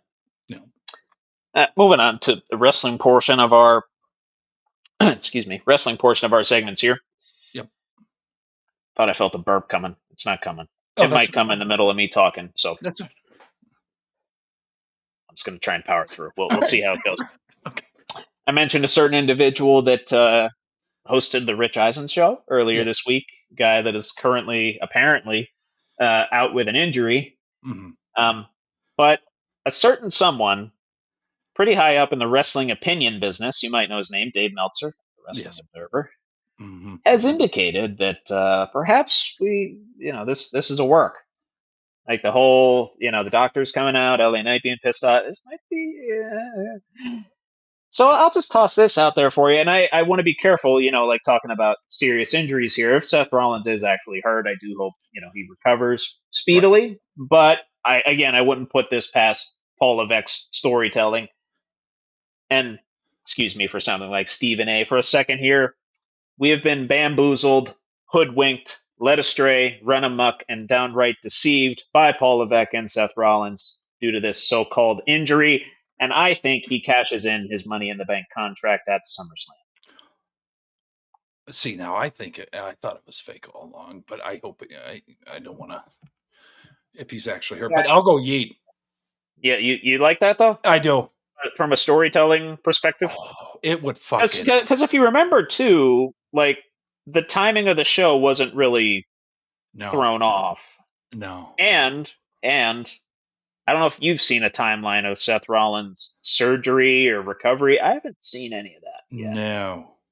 And I will say this too. They're not saying his name on TV. No. So if you want somebody to be forgotten in WWE, what do? You don't talk about him. Right. We've seen that. Yeah. Mm-hmm. Yeah. I mean, he was shown in the promo footage with Roman Reigns coming back and everything, but to my recollection, no one really said his name. Nope, not even Paul. Nope, no Heyman. So, what are they doing here? And I'm at a heat, by the way, like a soft one though, one, because I want to be sensitive to the potential real injury. I think that puts him in the forefront for heel. Oh, that would fuck off the WWE. I mean, he already universe. Is, but yes, yeah. Oh, he faked? What? Like, I could see it because, and here's the other thing. The reason I'm feeling comfortable talking like this, Trevor, is Liv. They've been really following her process, and we haven't got that. That's what I mean. That's the only reason I'm comfortable saying that. Okay. And they have like a whole shrine to Liv in the back, and they immediately like gave an update of she's having surgery on X and X. The same thing with Kevin Owens. It took him a while, but he did undergo successful neck surgery this past week. So hopefully he gets back soon and healthy. Right. Right. But, and I know it's still kind of early on in the injury, and it's a pretty serious injury if true, but like they're just not talking about it at all. No. Which has me thinking. Yeah. You want to do the ultimate heel move, fake an injury, and then cash in on CM Punk and screw him again. I don't remember that ever happening. This could be blockbuster. I mean, it's happened like during matches. People have, like faked injuries and shit. Right. If you remember, well, probably not back in the day, but Alexa Bliss can do this double jointed arm thing where it looks like it's broken, but it's not. Okay. Yeah, she could actually do that. I don't know if she Oh, can wow. still do it, but Yeah. That's going to be interesting. We got to track that. It's going to be good. It's going to be oh yeah. good. Yeah. And do put it on your calendars too. We have to do SummerSlam picks next week. Oh, yes. Okay. First Yep. ever 2-night SummerSlam. So Yep. it'll be a nice little action-packed week next week. Yep. Yes. Another something that leading into SummerSlam here. It seems that we're building toward something groundbreaking, I should say. If you watch the end of SmackDown, the contract signing between John Cena and Cody Rhodes, Cody Rhodes getting a little. Which, by the way, I like that they did that little split screen thing with Rhodes and Cena. That was actually kind of cool. Yeah. You do that more often for those contract signings, or just promos in general. Mm-hmm. Have that. But and I know Cena was like playing heel, saying, "Oh, SummerSlam's not a good time for me. I'm shooting a movie." Blah blah blah blah blah. Then Cody Rhodes gets all pissed off, beats the crap out of Cena, puts him through a table, and then commits a felony. By the way, in helping Cena sign the contract for a street fight at SummerSlam. Yeah. Yeet or no yeet on the Cody Rhodes heel turn coming at SummerSlam? I'm going to eat all day. You think so? All day. Think they pull the trigger this quick? It's time. I mean, it's The Rock turning on him. Cena fucking doing whatever, trying to ruin wrestling. Fuck it, let's do it. Let's go. American Nightmare, let's do it. And they've periodically been sprinkling in like Cena playing to the crowd and questioning things before he does something nefarious. Yeah. No, yeah, I'm gonna say no yeet though. I don't think it happens at SummerSlam. Okay. I don't think it happens at SummerSlam. I think you can let this build for a couple more months. Okay. Yeah. And then send Cena off proper because he's got till the end of the year. So yeah, I know. It's a fucking. I don't even know how many shows we're at now. What, probably 20 maybe? Okay. Like 18, 16, 18. Between 16 and 20. Yeah. Yeah, we're in the teens now of appearances. Yeah. Whatever. This has been a wild year for wrestling. It's been fun. It's just been fun. Wow. A lot of. Yeah. I didn't think on a Monday and a Friday night my fucking head would be spinning. And a Saturday. Yeah. Sunday too, because WrestleMania. Yeah. Yeah. It's good shit. It's good. Oh, and Evolution. Yeah. What the hell am I saying? Yeah. Mm-hmm. Oh, I mean, yeah, that's going to be the case with SummerSlam. It's Saturday and Sunday. Yeah. It's going to be electric. It'll be fun. Oh, yeah. I'm going to enjoy it. I'm going to enjoy it quite a bit. Yep. But anyway, another match at SummerSlam. I'm not going to ask you to pick this match. I just want your opinion on another celebrity getting in the ring. And this celebrity being Jelly Roll, who apparently has been training with the likes of Randy Orton and several talent in the back to participate at SummerSlam alongside Randy Orton, facing Logan Paul and Drew McIntyre. So yeet or no yeet on Jelly Roll's prospects of having a good match at SummerSlam? I'm going to go yeet there. I think he's losing weight, which it's been a hell of a journey for him. He's dropped like 150, 200 pounds somewhere in there. Like, he looks excellent from what he looked before. I really like that we're getting him in the ring against Logan. That's exciting for me. I think we need to have. I think we go away. We actually have him fight in a match, not like Travis Scott, just the fanboy on the side of the Rock's arm. Yeah, that's all. That's what I'll say. Amen to that. And honestly, I don't know if you watched. I forget what nightly talk show it was. I think it was Kimmel. The choke slam with Logan through the table there. Yeah, looked pretty good. It was badass. Yeah, looked pretty good. Yeah. I enjoyed that. Drew and Randy go off fighting, and Logan and Jelly getting the best of them. Yeah. I like it. Yeah, I like it's good shit. Good for Jelly Roll. Yeah, yeah. I'm all for that, man. I'm all for that. Yeah, and thank God he's lost the weight too. It's awesome. Good for him. It would be cool. We're going to continue with our. Go ahead. It would be cool if he sang the Star Spangled Banner and then had a fucking match later that night. that'd be cool. That would be Yeah. badass. I don't Do know if you that's ever think happened. he's going to have a separate? I would imagine he has a separate entrance, right? I don't know what his song would be. Probably one of his own. Yeah.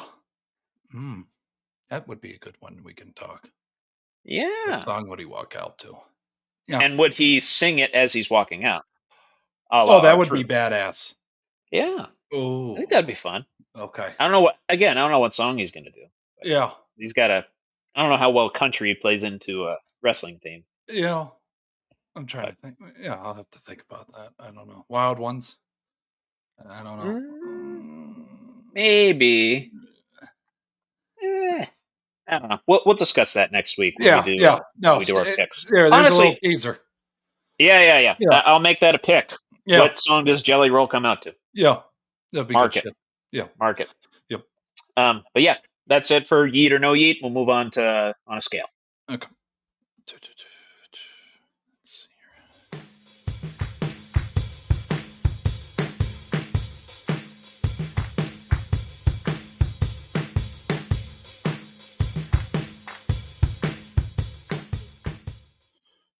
This week's edition of On a Scale of 1 to 10, Are They Fucked? How fucked are they? With Trevor Dinsmore. Let me just change the comments. Yep. Okay. You got it. Yep. Good shit. Yep. Good shit. Sticking with the wrestling theme and a potential spoiler to next week's picks, it is official. Dominic Mysterio is cleared Yeah. for in-ring action. Mhm. And I will say that I wish SummerSlam was a little bit further down the line because I'm digging these AJ Styles segments. I think he was a janitor Yep. last night. He was a WWE medic. Oh God, I forget what else he was. Chauffeur? Oh yeah, valet. Okay. Yeah, he did that. Valet. Yeah. Yeah. That one killed me. That was good That shit. one killed me. Yep. Unlocking AJ Styles' comedic side. It's been funny. Yep. But now that Dominic's cleared and he actually has to defend his title, on a scale of 1 to 10, are they fucked? Dominic Mysterio and his Intercontinental Championship title reign at SummerSlam. I'm gonna go 8 there, Trevor. 8? Okay. I think AJ could get it from him. I really do. Okay. You think there's a sliver of hope for Dom? It would be interesting. Levesque takes a turn and says, the build up with AJ stalking him basically, and then he beats a stalker. I don't know. I don't think that's really the angle there, but I think it's more Dom ducking him. But well, ducking him too. But I don't see AJ not winning that. I just don't. I really don't. I think he's due to have a little title reign. Yeah, it's been a minute since he's held the title. Yeah. So I think he last held the tag titles with Omos a few years ago. That was That was 3 or 4 years ago. Yeah. It's on my hiatus. Yeah. Shit. Yeah. Before you met me and I got you back into it. Yeah, dude. It's been a hell of a journey. Yeah. I'll say 7. Okay. There's Finn and JD and those guys might interfere. Correct. Yeah. And I don't know if AJ Styles really has any backup. It's kind of a solo act at the moment. So. Yeah. I don't know anybody coming to his rescue. That's. When is Rey Mysterio due back? I don't know. Wouldn't that be a fucking turn? You just, yeah. Wow.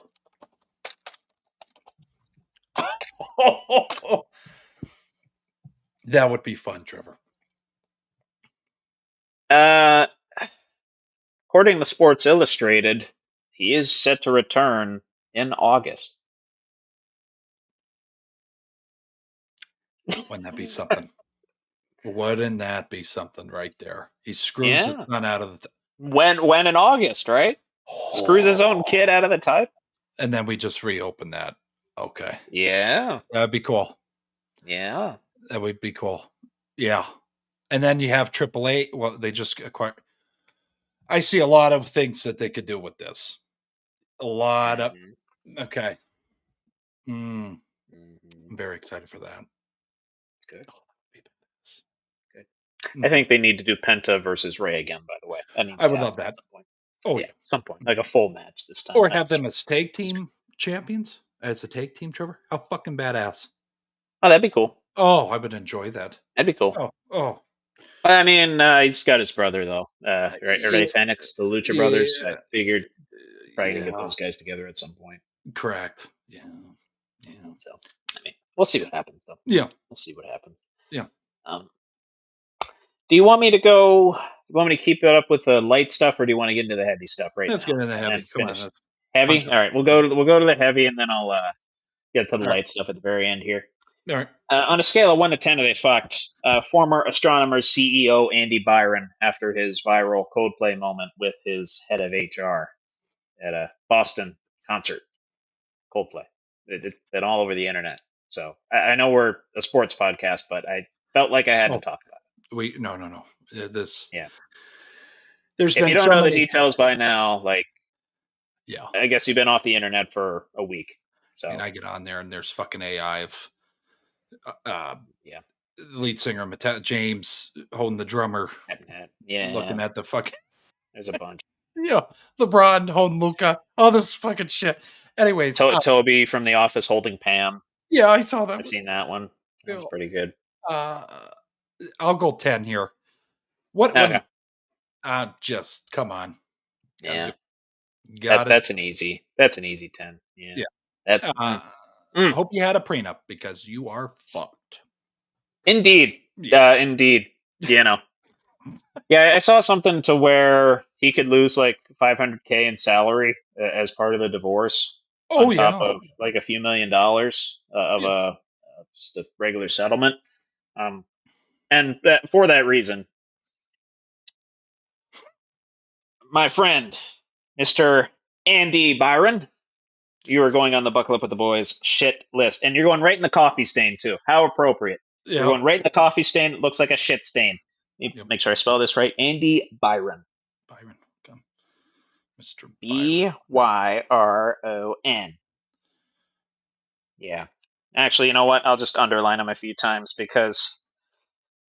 I think he might be the most fucked out of all the people that we have... Yeah, again, the coffee stain that we've ever talked about on this show. So... Just an idiot. I don't think that I've seen anything go like this viral in probably like 3 or 4 years. So I will say this, and I know we do. We do this podcast thing. We'll do pop-ups for wrestling. We'll dive into some touchy news. Like Justin Tucker's situation. Yeah. I really I don't want to be long-winded with this, Trevor, but I cannot stand the fucking sleuths that come out of the woodwork.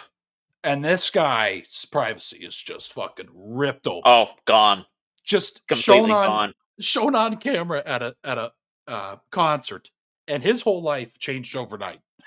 Mm-hmm. People on TikTok, on here, on Facebook, YouTube, on TikTok, everywhere. It's just fuck. Here's the thing too, and I'm not trying to victim shame here, but they reacted immediately. It didn't look good. I mean, like it wouldn't have been. Yeah. He literally dives out of the way, and then she's ducking off to the left-hand side of the screen. It's like it could have been like an innocent thing had you not reacted that way. Probably again, that went viral. Trying to walk around victim shaming here. Would the wife have caught it? Maybe, and maybe he'd still be going through some marital issues, but it wouldn't have been a meme. No. It would have just been another, look at this couple. Oh, look at this couple. Oh, look at this couple. Yeah. No, it's like those kiss cams when the guy, and I think some of those are staged. Guy goes to get popcorn and he kisses the kiss cam, whatever, the bullshit. But I just, it's amazing how, both their lives, both sides of the family just completely fucking changed within 24 hours. Just ripped everything he worked towards is just fucked. It's I hope it was worth it. Pal. Good luck to you. So if you go to a Coldplay concert, just be aware you might become a meme because Coldplay literally came out and said, "Hey, We're still doing our kiss cams. We're still doing panning to the crowd. Like, we're not going to stop. No. But at a fucking Coldplay concert, that's what it's just okay. It's amazing. Anyways, yeah. Amazing.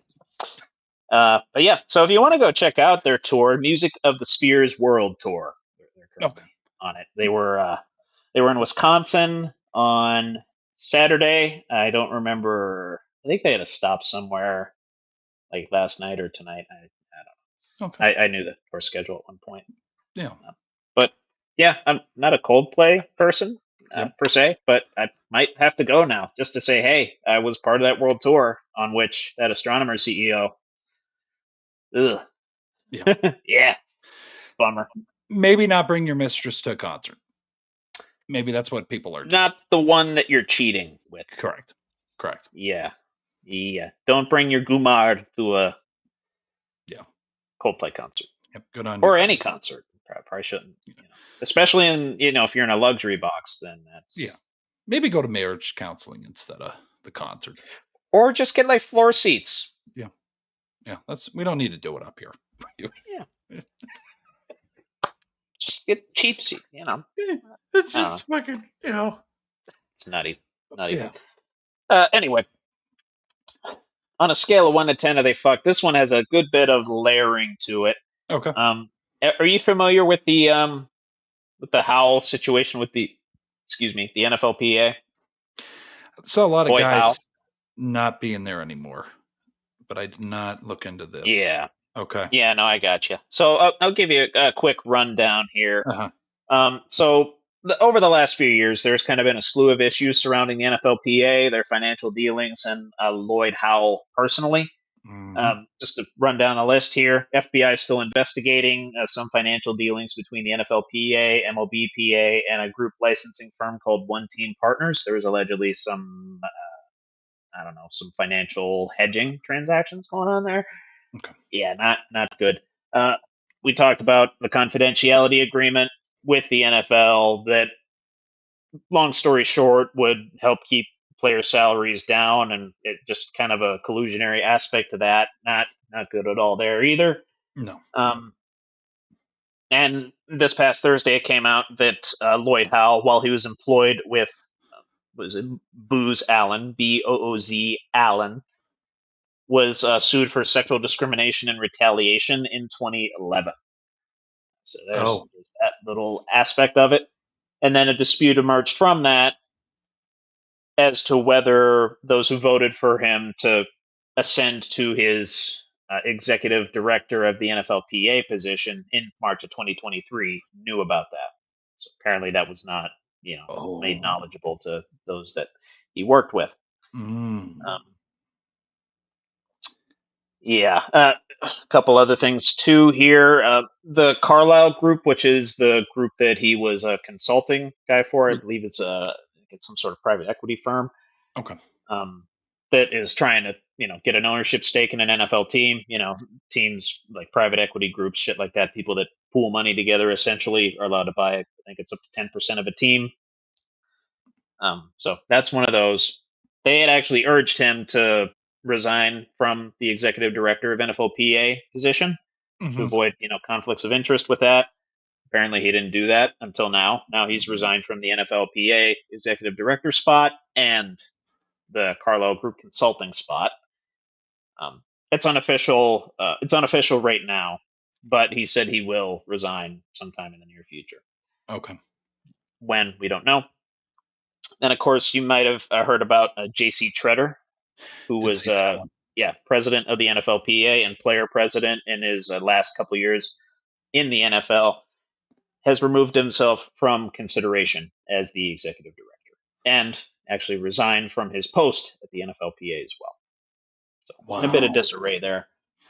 Yep. So on a scale of 1 to 10, are they fucked? The legitimacy of the NFL Players Association going forward. I'd say a 10. Okay. This is pretty bad. Pretty bad. I think if I was I'm guessing with his the first gentleman, I forget what the hell his name was, Trevor. You just literally said it, but Lloyd Howell. Yeah, Lloyd Howell.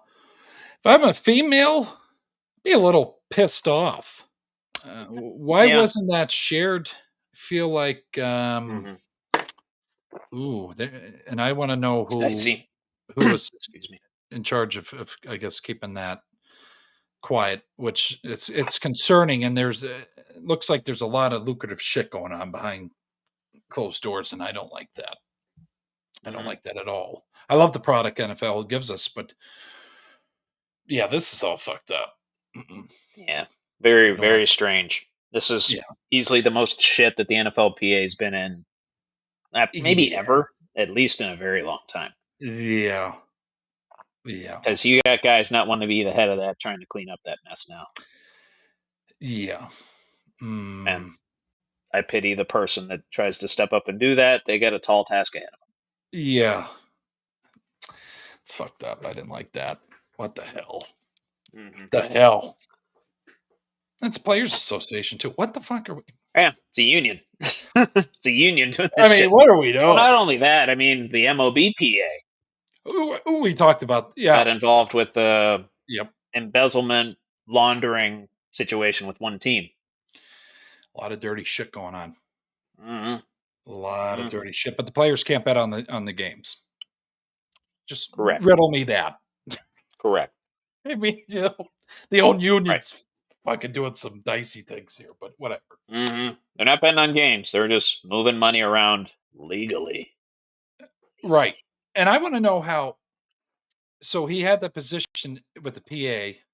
Yes. But he also led the Carlisle. He's a consultant. He's a consultant. How was that? He didn't have, well, just judging from my knowledge of independence in the accounting world, probably didn't have a whole lot of influence and sway within the Carlisle group. Obviously did not hold an executive position, nor do I believe he owned like any of the company. He didn't have any voting stock or anything like that, so couldn't have any significant sway in what the company was doing. He was just an advisor. He was an outside, external, third-party consultant. Acted as an independent contractor, to my knowledge. Okay, so there's money getting tossed around there, possibly. So yeah, there's a lot of framing and like, that going on. Yeah, whatever. All right, that's cool. All right. Yeah. If I didn't give my answer, that's an easy 10 as well. Leaving my segments off with the light stuff. On a scale of 1 to 10, are they fucked? Shane Gillis for his performance at the ESPYs. And now you can multiply interpret fucked in this case because, fucked in like offensive? you can frame it, like offensive, like cancelable material, or was it just so fucking funny? I laughed my ass off. I enjoyed it. I'll go, I guess, and I go back to, and I think a lot of people do. If you watch the roast of Tom Brady, then you watch this. Yes, this is fucking light. I mean, Christ, that is true. I don't need to say the jokes, Tony Hillclitch or Hinchcliffe. Kill Tony. I just call him Kill Tony. But that's kind of I'm not going to say his jokes, but his were far worse, and I felt there was more reaction to Gillis than it should have been. So I'm going a mild 4. Okay. Come on, that's good. I was at a 5. I was at a 5 just because, like, I got this sense of during the monologue, people felt like uncomfortable to laugh at his jokes. I don't know why. I felt like there was a lot of looking. It was like, are you going to laugh? Are you going to laugh? Then John Jones is over there like, he's laughing his ass off. Yeah, I know. He's having a great time. He's probably the most dangerous motherfucker in the building. So. I know. Are you going to tell him not to laugh? No. Are you going to tell him not to laugh? No. I think he makes reference, that's my homie or whatever. John Jones is here tonight, my homie. And I'm like, what the fuck? Yeah. I would love to watch those two hang out, see that interaction. That'd be so. But I think it was challenging content, but I don't think he overstepped lines. That's just me. I'm white with guy, you. I could see you could take it some other way, but I'm not. You know what? I love Shane Gillis, so I'm just gonna downgrade it to a 3. Real quick. I'm just gonna I love Shane Gillis, dude. He's awesome. And he's a Notre Dame fan, so like Notre Dame. But if you don't watch his content, like Tires, it's a great show. If you haven't watched oh, that is fucking I love it. hilarious. It's great. It's so easy to binge too. It's like Oh, 20 episodes or something. yeah, but I'll just 23 say, minutes a piece, roughly. I was getting text messages for people that were watching it and don't know, I guess, his style of comedy when he's like, "Oh, okay, we didn't laugh at that." Okay, all right. Yeah, well, yeah. To Joe Aldridge sounding off in the comments. yeah, Basically, I think where you were leading to, he goes for more of an ooh ah. You know, he yeah, doesn't go for a yeah, yeah. because even his demeanor and his way of talking, yeah, like he doesn't. I don't know. He doesn't like let it sink in. yeah, I don't know. Like he doesn't let the joke sink in like other comedians do. He just kind of like keep it moving, keep it moving. yeah, Shocking line after shocking line. yeah, yeah. Oh, we didn't like that one. Oh, okay. Oh, we laughed at the other one, but this one, okay, whatever. Yeah, correct. Then it Correct. goes into another joke. I love it. Exactly. Exactly. Yeah. I didn't write it. I don't fucking know. Yeah. But easily.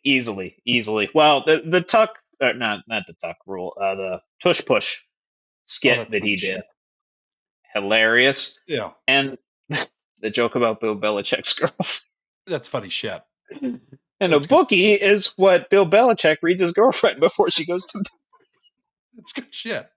I mean, it's challenging, Trevor, but it's funny. Oh, it's hilarious, dude. Yeah. I mean, it's hilarious. He said everything that people wanted to say that were a little, it could have been construed in a bad way, but everybody's thinking it. So correct. It's whatever. I think he would have got more reaction if it wasn't such a stuffy building. In the nicest way possible, I could explain it kind of was. Yeah. Probably a lot of liberals in there, which is yeah. Was it in LA? I think it was in LA. Right? I think it was. Yeah. But I think it was a lot of head gawking. Oh, she's laughing at that. Oh, I'll have to remember. You know what I mean? Yeah. So everybody was watching their emotions when I get whatever. Good conversation. Good. All right. Yeah. Good way to end on a scale of 1 to 10. Are they fucked? That's that's all I got. That's all I got. Nice little roller coaster there for us. Went into the serious shit, then came back with Shane Gillis. All right, we're gonna go to debate time. Yes, sir.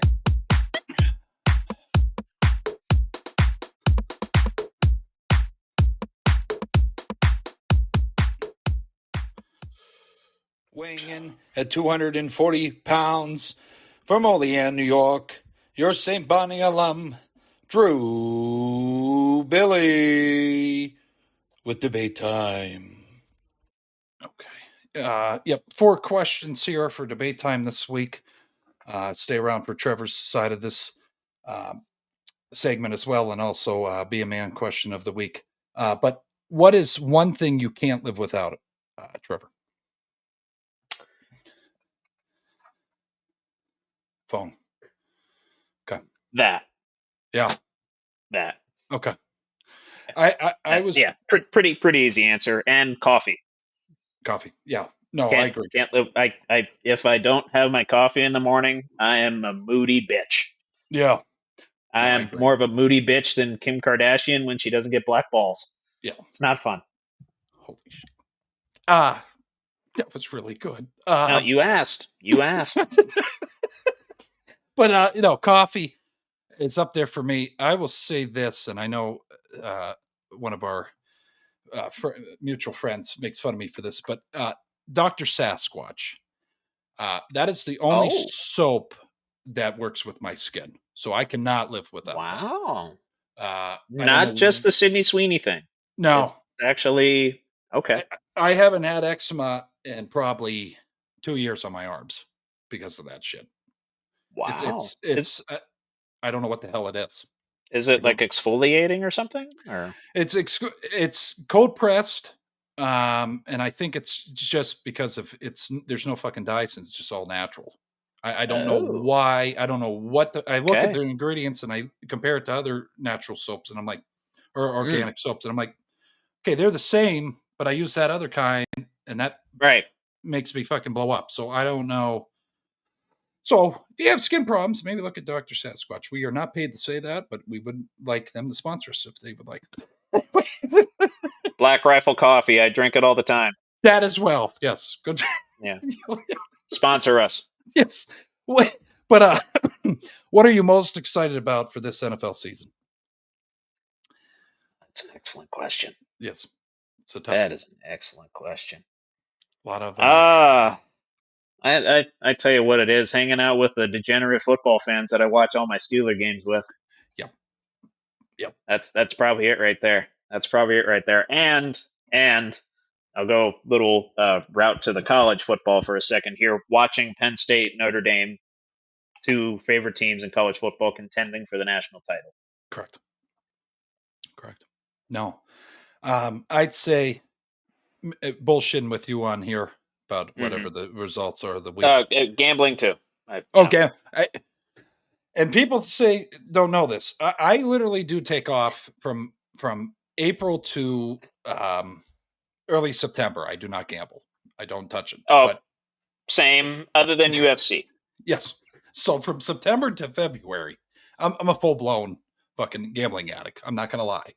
But yeah, I find solace that I take time off. I walk a line. Yeah. Walk a line. Right. But was TJ worth the money we paid him? No, but neither was Myles Garrett. Yeah. Neither is Micah Parsons. But market dictates price. Correct. Done and done. Correct. We wanted to keep him in a Steeler uniform. We had to set the market. Right.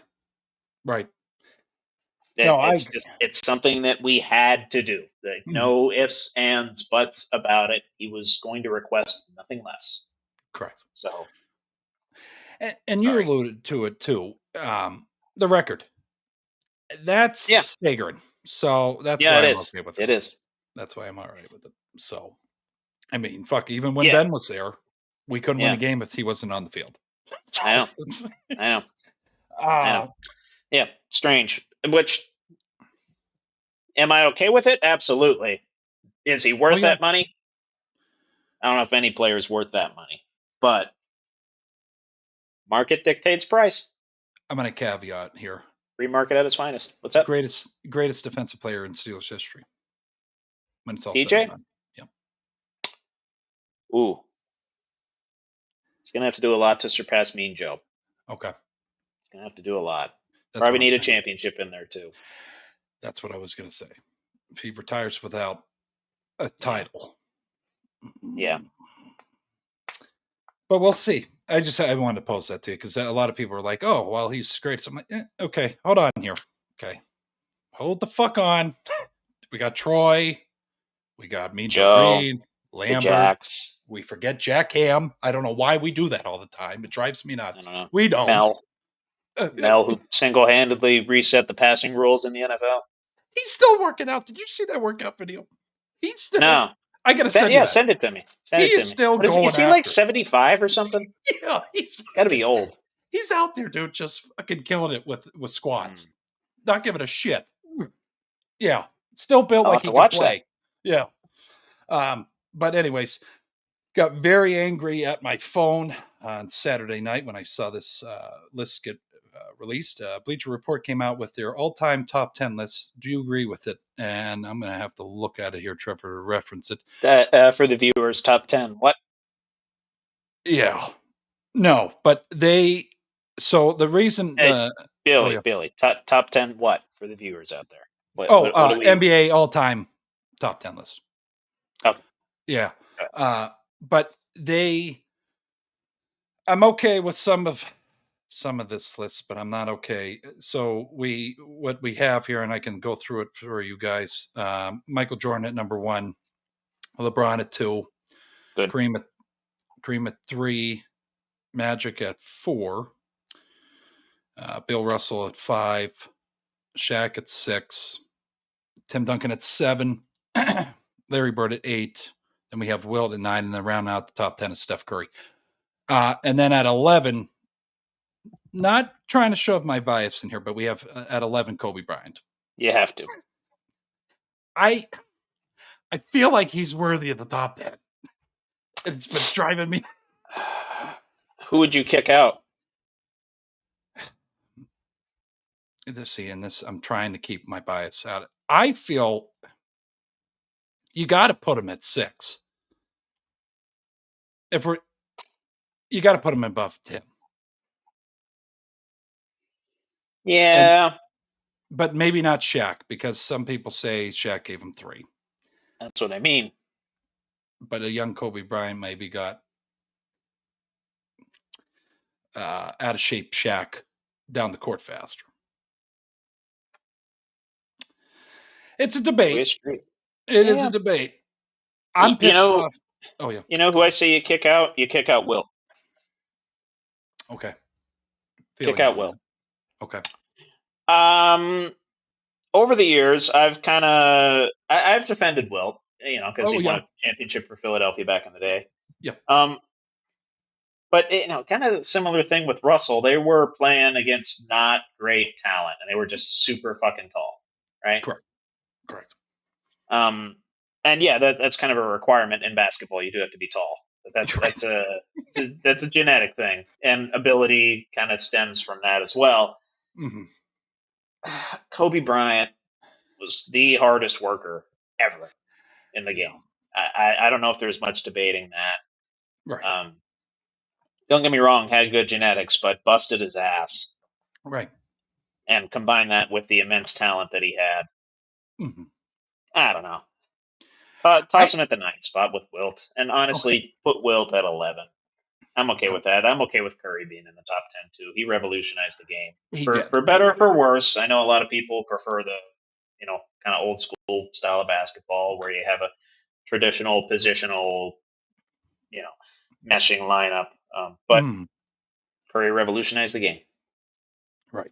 There's no debating that. All time, 3-point shooter by a wide margin, by the way.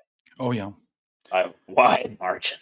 Yeah. It's not even close anymore. Right. And he's still playing. Yeah. And he's still playing, so he could even rise up the list even more. I question the legitimate of the list as well, because there were some other guys we talked about that I don't like where they're at. I just don't. Yeah. One of your favorites, so it's your favorite, I believe. Yeah. AI, I don't believe he belongs at 20. Or that's Dr. J at 20, and then AI's at 36, I think. Yeah, I don't agree with that at all. Yeah, I mean, I understand it. Because, I don't know, from a talent perspective. He played like he was 6'7", Trevor. I know he did. I watched him. Yeah, I know. I watched him. Right. Just for the viewers out there, yeah. No, right. Yeah. One of the most shifty bastards I've ever watched. Yeah. Didn't have a terribly long prime. Actually, he was pretty good with the Nuggets. I actually did have a pretty decent length of a prime. Yeah. But obviously, I got to give the caveat: never won a title. And I hate that, but yeah, I know. I thought he should have as well. But only a one-time MVP as well, 2001. 4-time scoring champion, 3-time steals champion, 7-time All-NBA. I understand why he is there. Okay. And it says right here his highest top 100 ranking is 21st. Lowest is 78th. He's on the upper echelon of that in this list as well. So, I'll take him at 36. That's totally fine. Steve Nash is right above him. What chaps my ass is they have James Harden above Steve Nash. I don't love that. I don't agree with it. I get it, but I don't love it. At least they don't have him above Jason Kidd. They do have Kawhi Leonard above Jason Kidd. Right. And I'm okay with that. I'm very, very, very, very happy that they put Hondo at 31. Yeah. One of the few Celtics of all time that I liked. Yeah. John Havlicek. Yep. He deserves it there. He gets forgotten as well. Mm-hmm. Oh, yeah. I believe, other than Chris Paul, John Stockton, top 2 point guards on here. I'm good with that. Okay. What else we got here as I'm scrolling through it? Yeah, Irving's probably a little low. He's about where he needs to be, though. Maybe move him up a few slots, but I don't know if I'd put him above Dirk. It's tough to put him above Dirk. I'm okay with it. But putting Jokic above Dirk right now, that one's even more interesting to me. Very interesting. When you said that, I'm like, okay. Yeah. That other than the Kobe omission from the top 10, that might be one of the more dicey ones right now. Obviously, Jokic is probably going to get there, right? Oh yeah. But if the list is as of this moment, I don't know. I think we're a little early. I think we are. Yeah. And again, this is the first time me looking at this list. So if it's like a projected top 100, sure, I guess. But if it's as of this moment, yeah, not about that. Yeah. No, and Shaq was not happy where he was placed as usual. So where was he placed? 6th? Yeah. It's fine. You're not going above Kareem. Maybe you go above Russell. I think, but he's He maybe wanted... you switch places with him, just talent wise. But Bill Russell's got 11. Count them, 11. Correct. I think it chapped his ass that LeBron was in front of him, but sorry, I don't know what you want. Yeah, the stats. Sorry, I hate him too. But you got to look at the stats. I mean, Jesus. But right. No, that's all I had for my side of debate time. We'll go over to Trevor's side of debate time here. I thought you had one more about the new Happy Gilmore. Didn't you have one of those? No. No? Mm-mm. Really? Okay. No. Yeah. No, we discussed it earlier about the Happy Gilmore, the original one, the lines, our favorite lines. Was that yours? Oh, no, that was yours. Oh. Yeah. Oh. Okay. Yeah. I was trying to get you to take credit. Oh, I was thinking the whole time. I've been trying to think of the lines the whole episode, so if I've been out of it a little bit. I got it. I'm trying to get prepared. Yeah. Do you want to do the Be a Man one first and then end it? Okay. All right. Yeah. We'll do it that way in a bit of a non-traditional style here. That's all right. Buckle up with the boys. Be a Man question of the week. In what aspect of your manhood are you the most confident and or the least confident? This can be very open-ended question here. I'd say confident on the family side of things. Okay. Family's important. Family, above everything except God. Making time as much as I can to see family, both sides of the family. And then least confident, I'd say not losing my shit when shit goes fucked up at the house. Just good. Just gotta cool it off a little bit. It's all gonna work out. Yeah. Yeah. Like I was cutting the grass yesterday, and the fucking thorn bush got me, and I'm still pushing along, and it drug in. I'm like, okay, and I lost my shit a little bit. I grabbed the shovel, dug it out of the fucking ground, threw it in the fire pit, and lit it on fire. I could have handled that a little better. Could have just went on with cutting the grass, put a Band-Aid on it.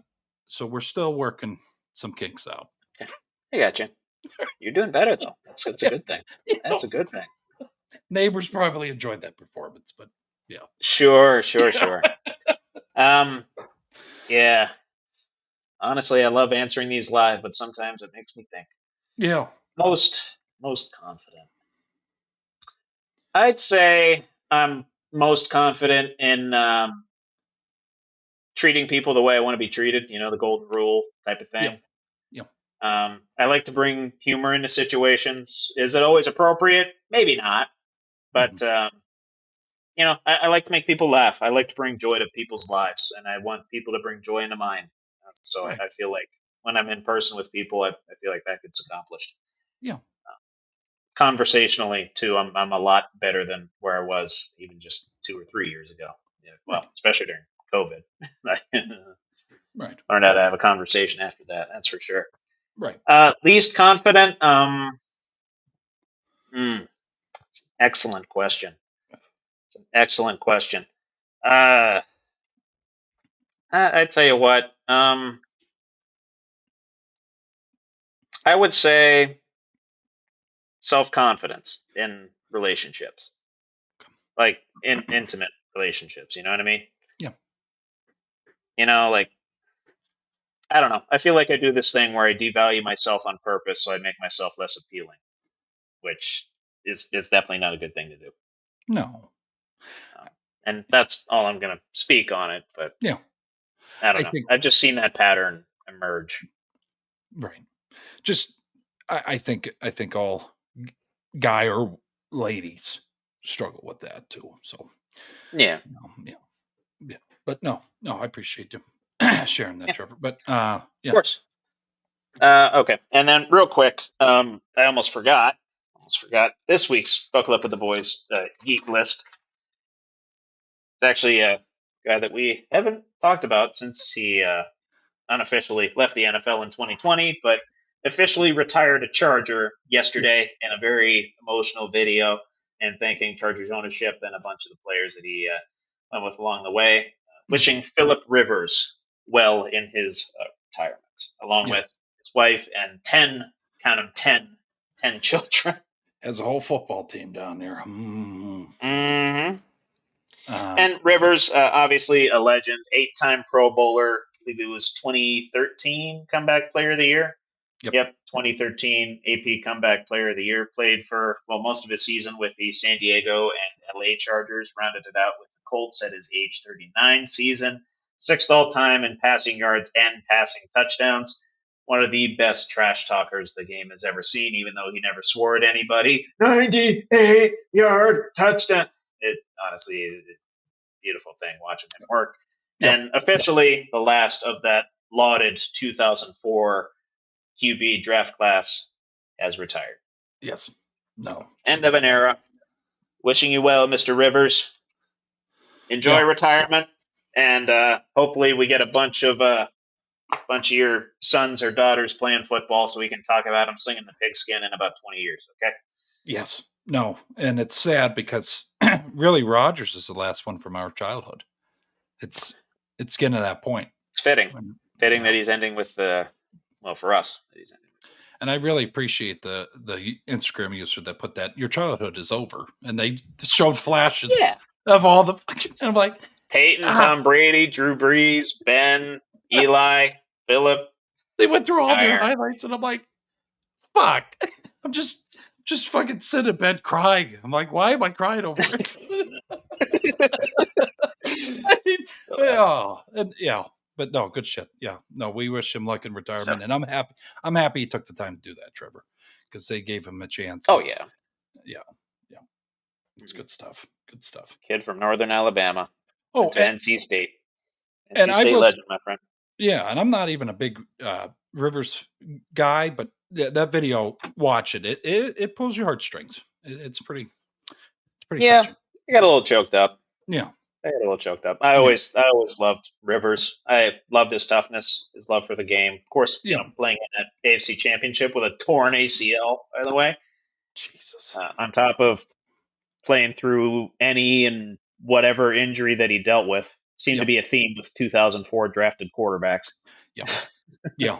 Tough nose. Mm-hmm. Yeah. Tough as shit, man. Yep. But anyway, rounding out this debate time and rounding out this episode of Buckle Up with the Boys, and in looking forward to Happy Gilmore 2 coming out again this Friday. Want to look back real quick at the OG Happy Gilmore, which was released, I think it was 96, 95, 6, almost 30 years ago. Mm-hmm. You can believe it. Top 5 favorite quotes from that film. You don't have to go in any order, but I figured we could just kind of go back and forth. You're in my world now, Grandma. Ben Stiller. Oh my God. Yeah. You will go to sleep, or I will put you to sleep. All right, ladies. Yeah, there's a lot of good cameo moments. Oh, it's awesome. Yeah, it's awesome. I'm gonna start it out with kind of an epic one. It's where he's at the putt-putt course with Chubbs. Yep. And he's hitting it into that clown's mouth, and he, it keeps rolling out. And eventually he goes, "You're gonna die, clown!" Yep. Then he hits the nose off of it. Sparks fly everywhere. Yeah. That's a good one. Yeah. That's a good one. Mm-hmm. It's only one word, but jackass. I don't know why. Oh, the jackass guy? Yeah, that Yeah. I think back to that one. You're never going to make this putt, you jackass. Yeah. Yeah. Mm. No, that's good shit. Oh, good one. Yeah. Good one. Yes. Excellent. Yes. Yep. I couldn't get through this without talking about the Bob Barker fight scene. That's good shit. And it's the line at the very end after he's kicked his ass, and then he goes back for one more kick to the face. You haven't had enough? Whack! Yeah.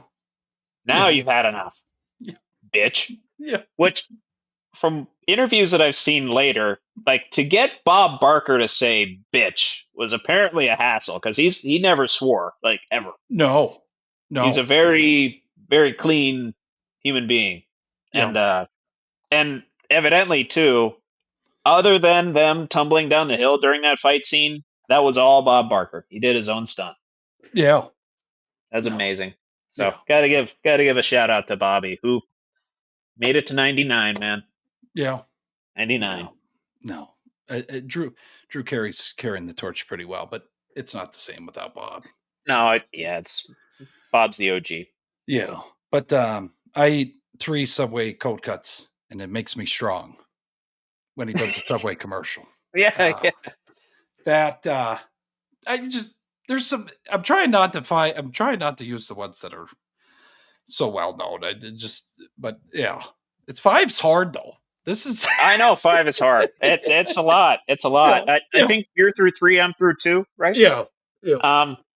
Have to give again another shout out to an iconic character in that movie, Chubbs Peterson, played by the late great Carl Weathers. Yeah. And it's I could have gone with "It's All in the Hips." It's all I could have gone with that, but I much prefer the just tap it in, just tap it in, just tap it in, and then Happy repeating, just give it a little tap tap taparoo, get a little tappy. I forgot about that one. Oh, that's a good one. Check. My fingers hurt. Yeah. No. Oh, you just pulled landscaping duty. No. I had to Google this one because it's a notable one, and I didn't want to fuck it up. I got you. Yeah.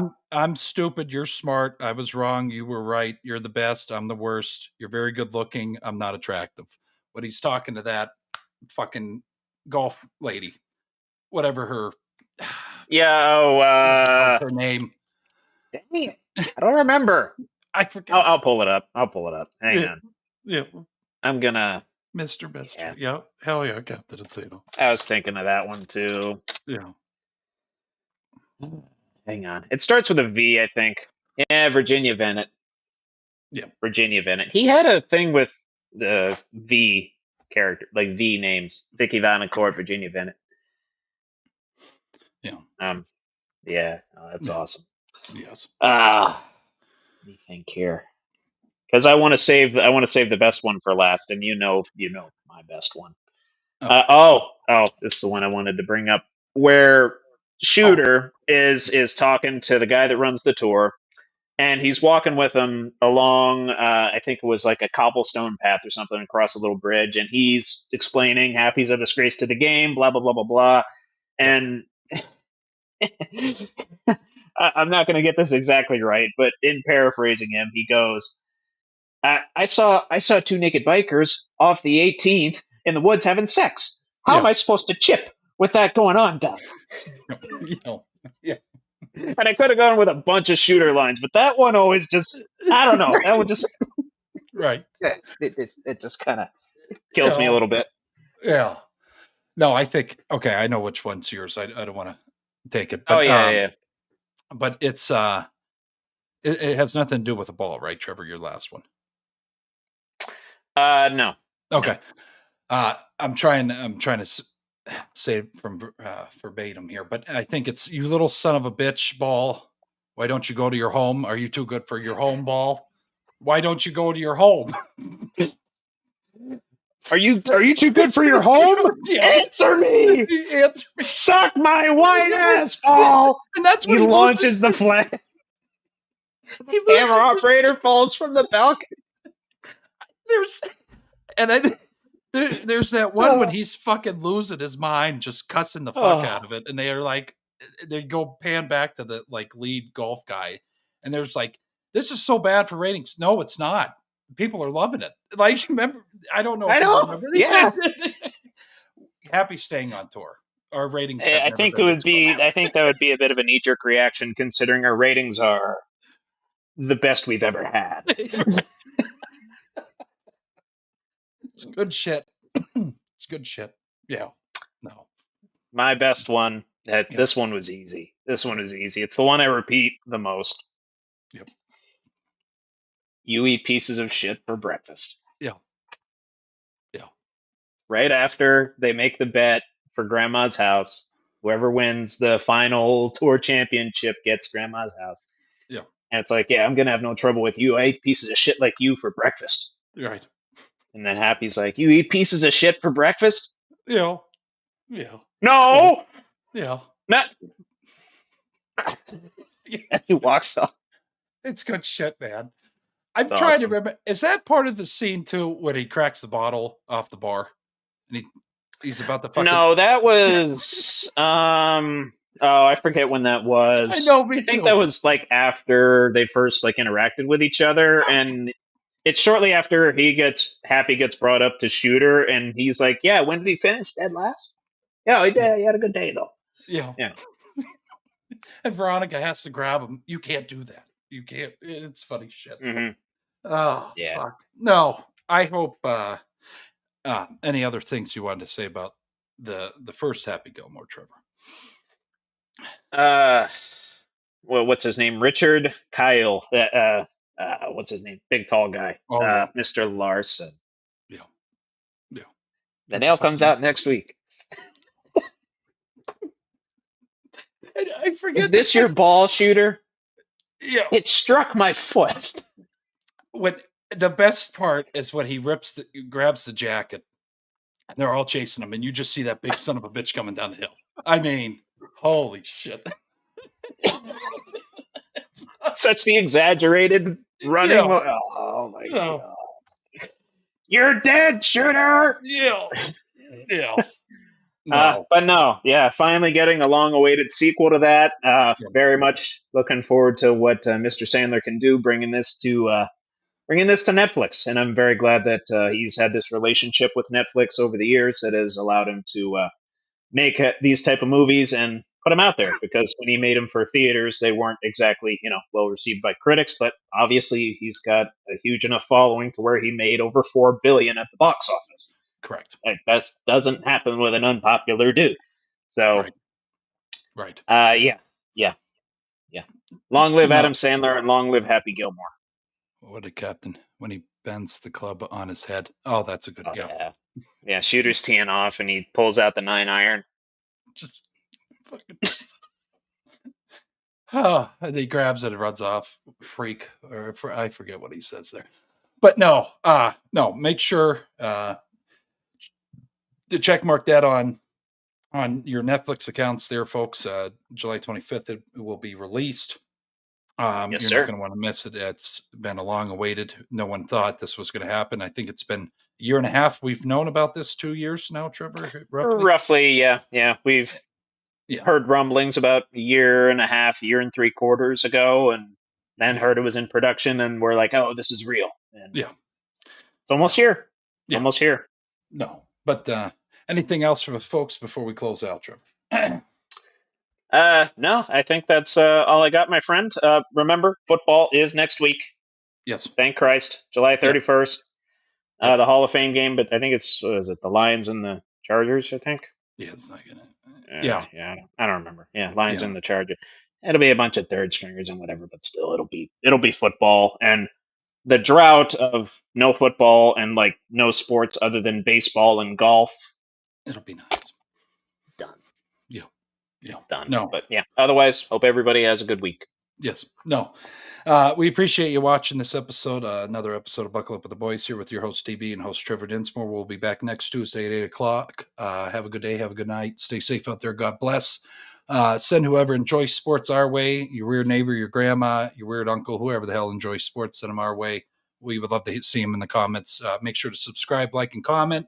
Share if you want to. Also, we are putting up later, Captain Sino. We appreciate you, buddy. Also, we've been putting up shorts as well. Make sure to check those out if you don't want to watch our full episodes. We would like you to, but if not, you can see some highlights from our show in our shorts section. But have a good day. God bless. All gas, no brakes. Take care, y'all.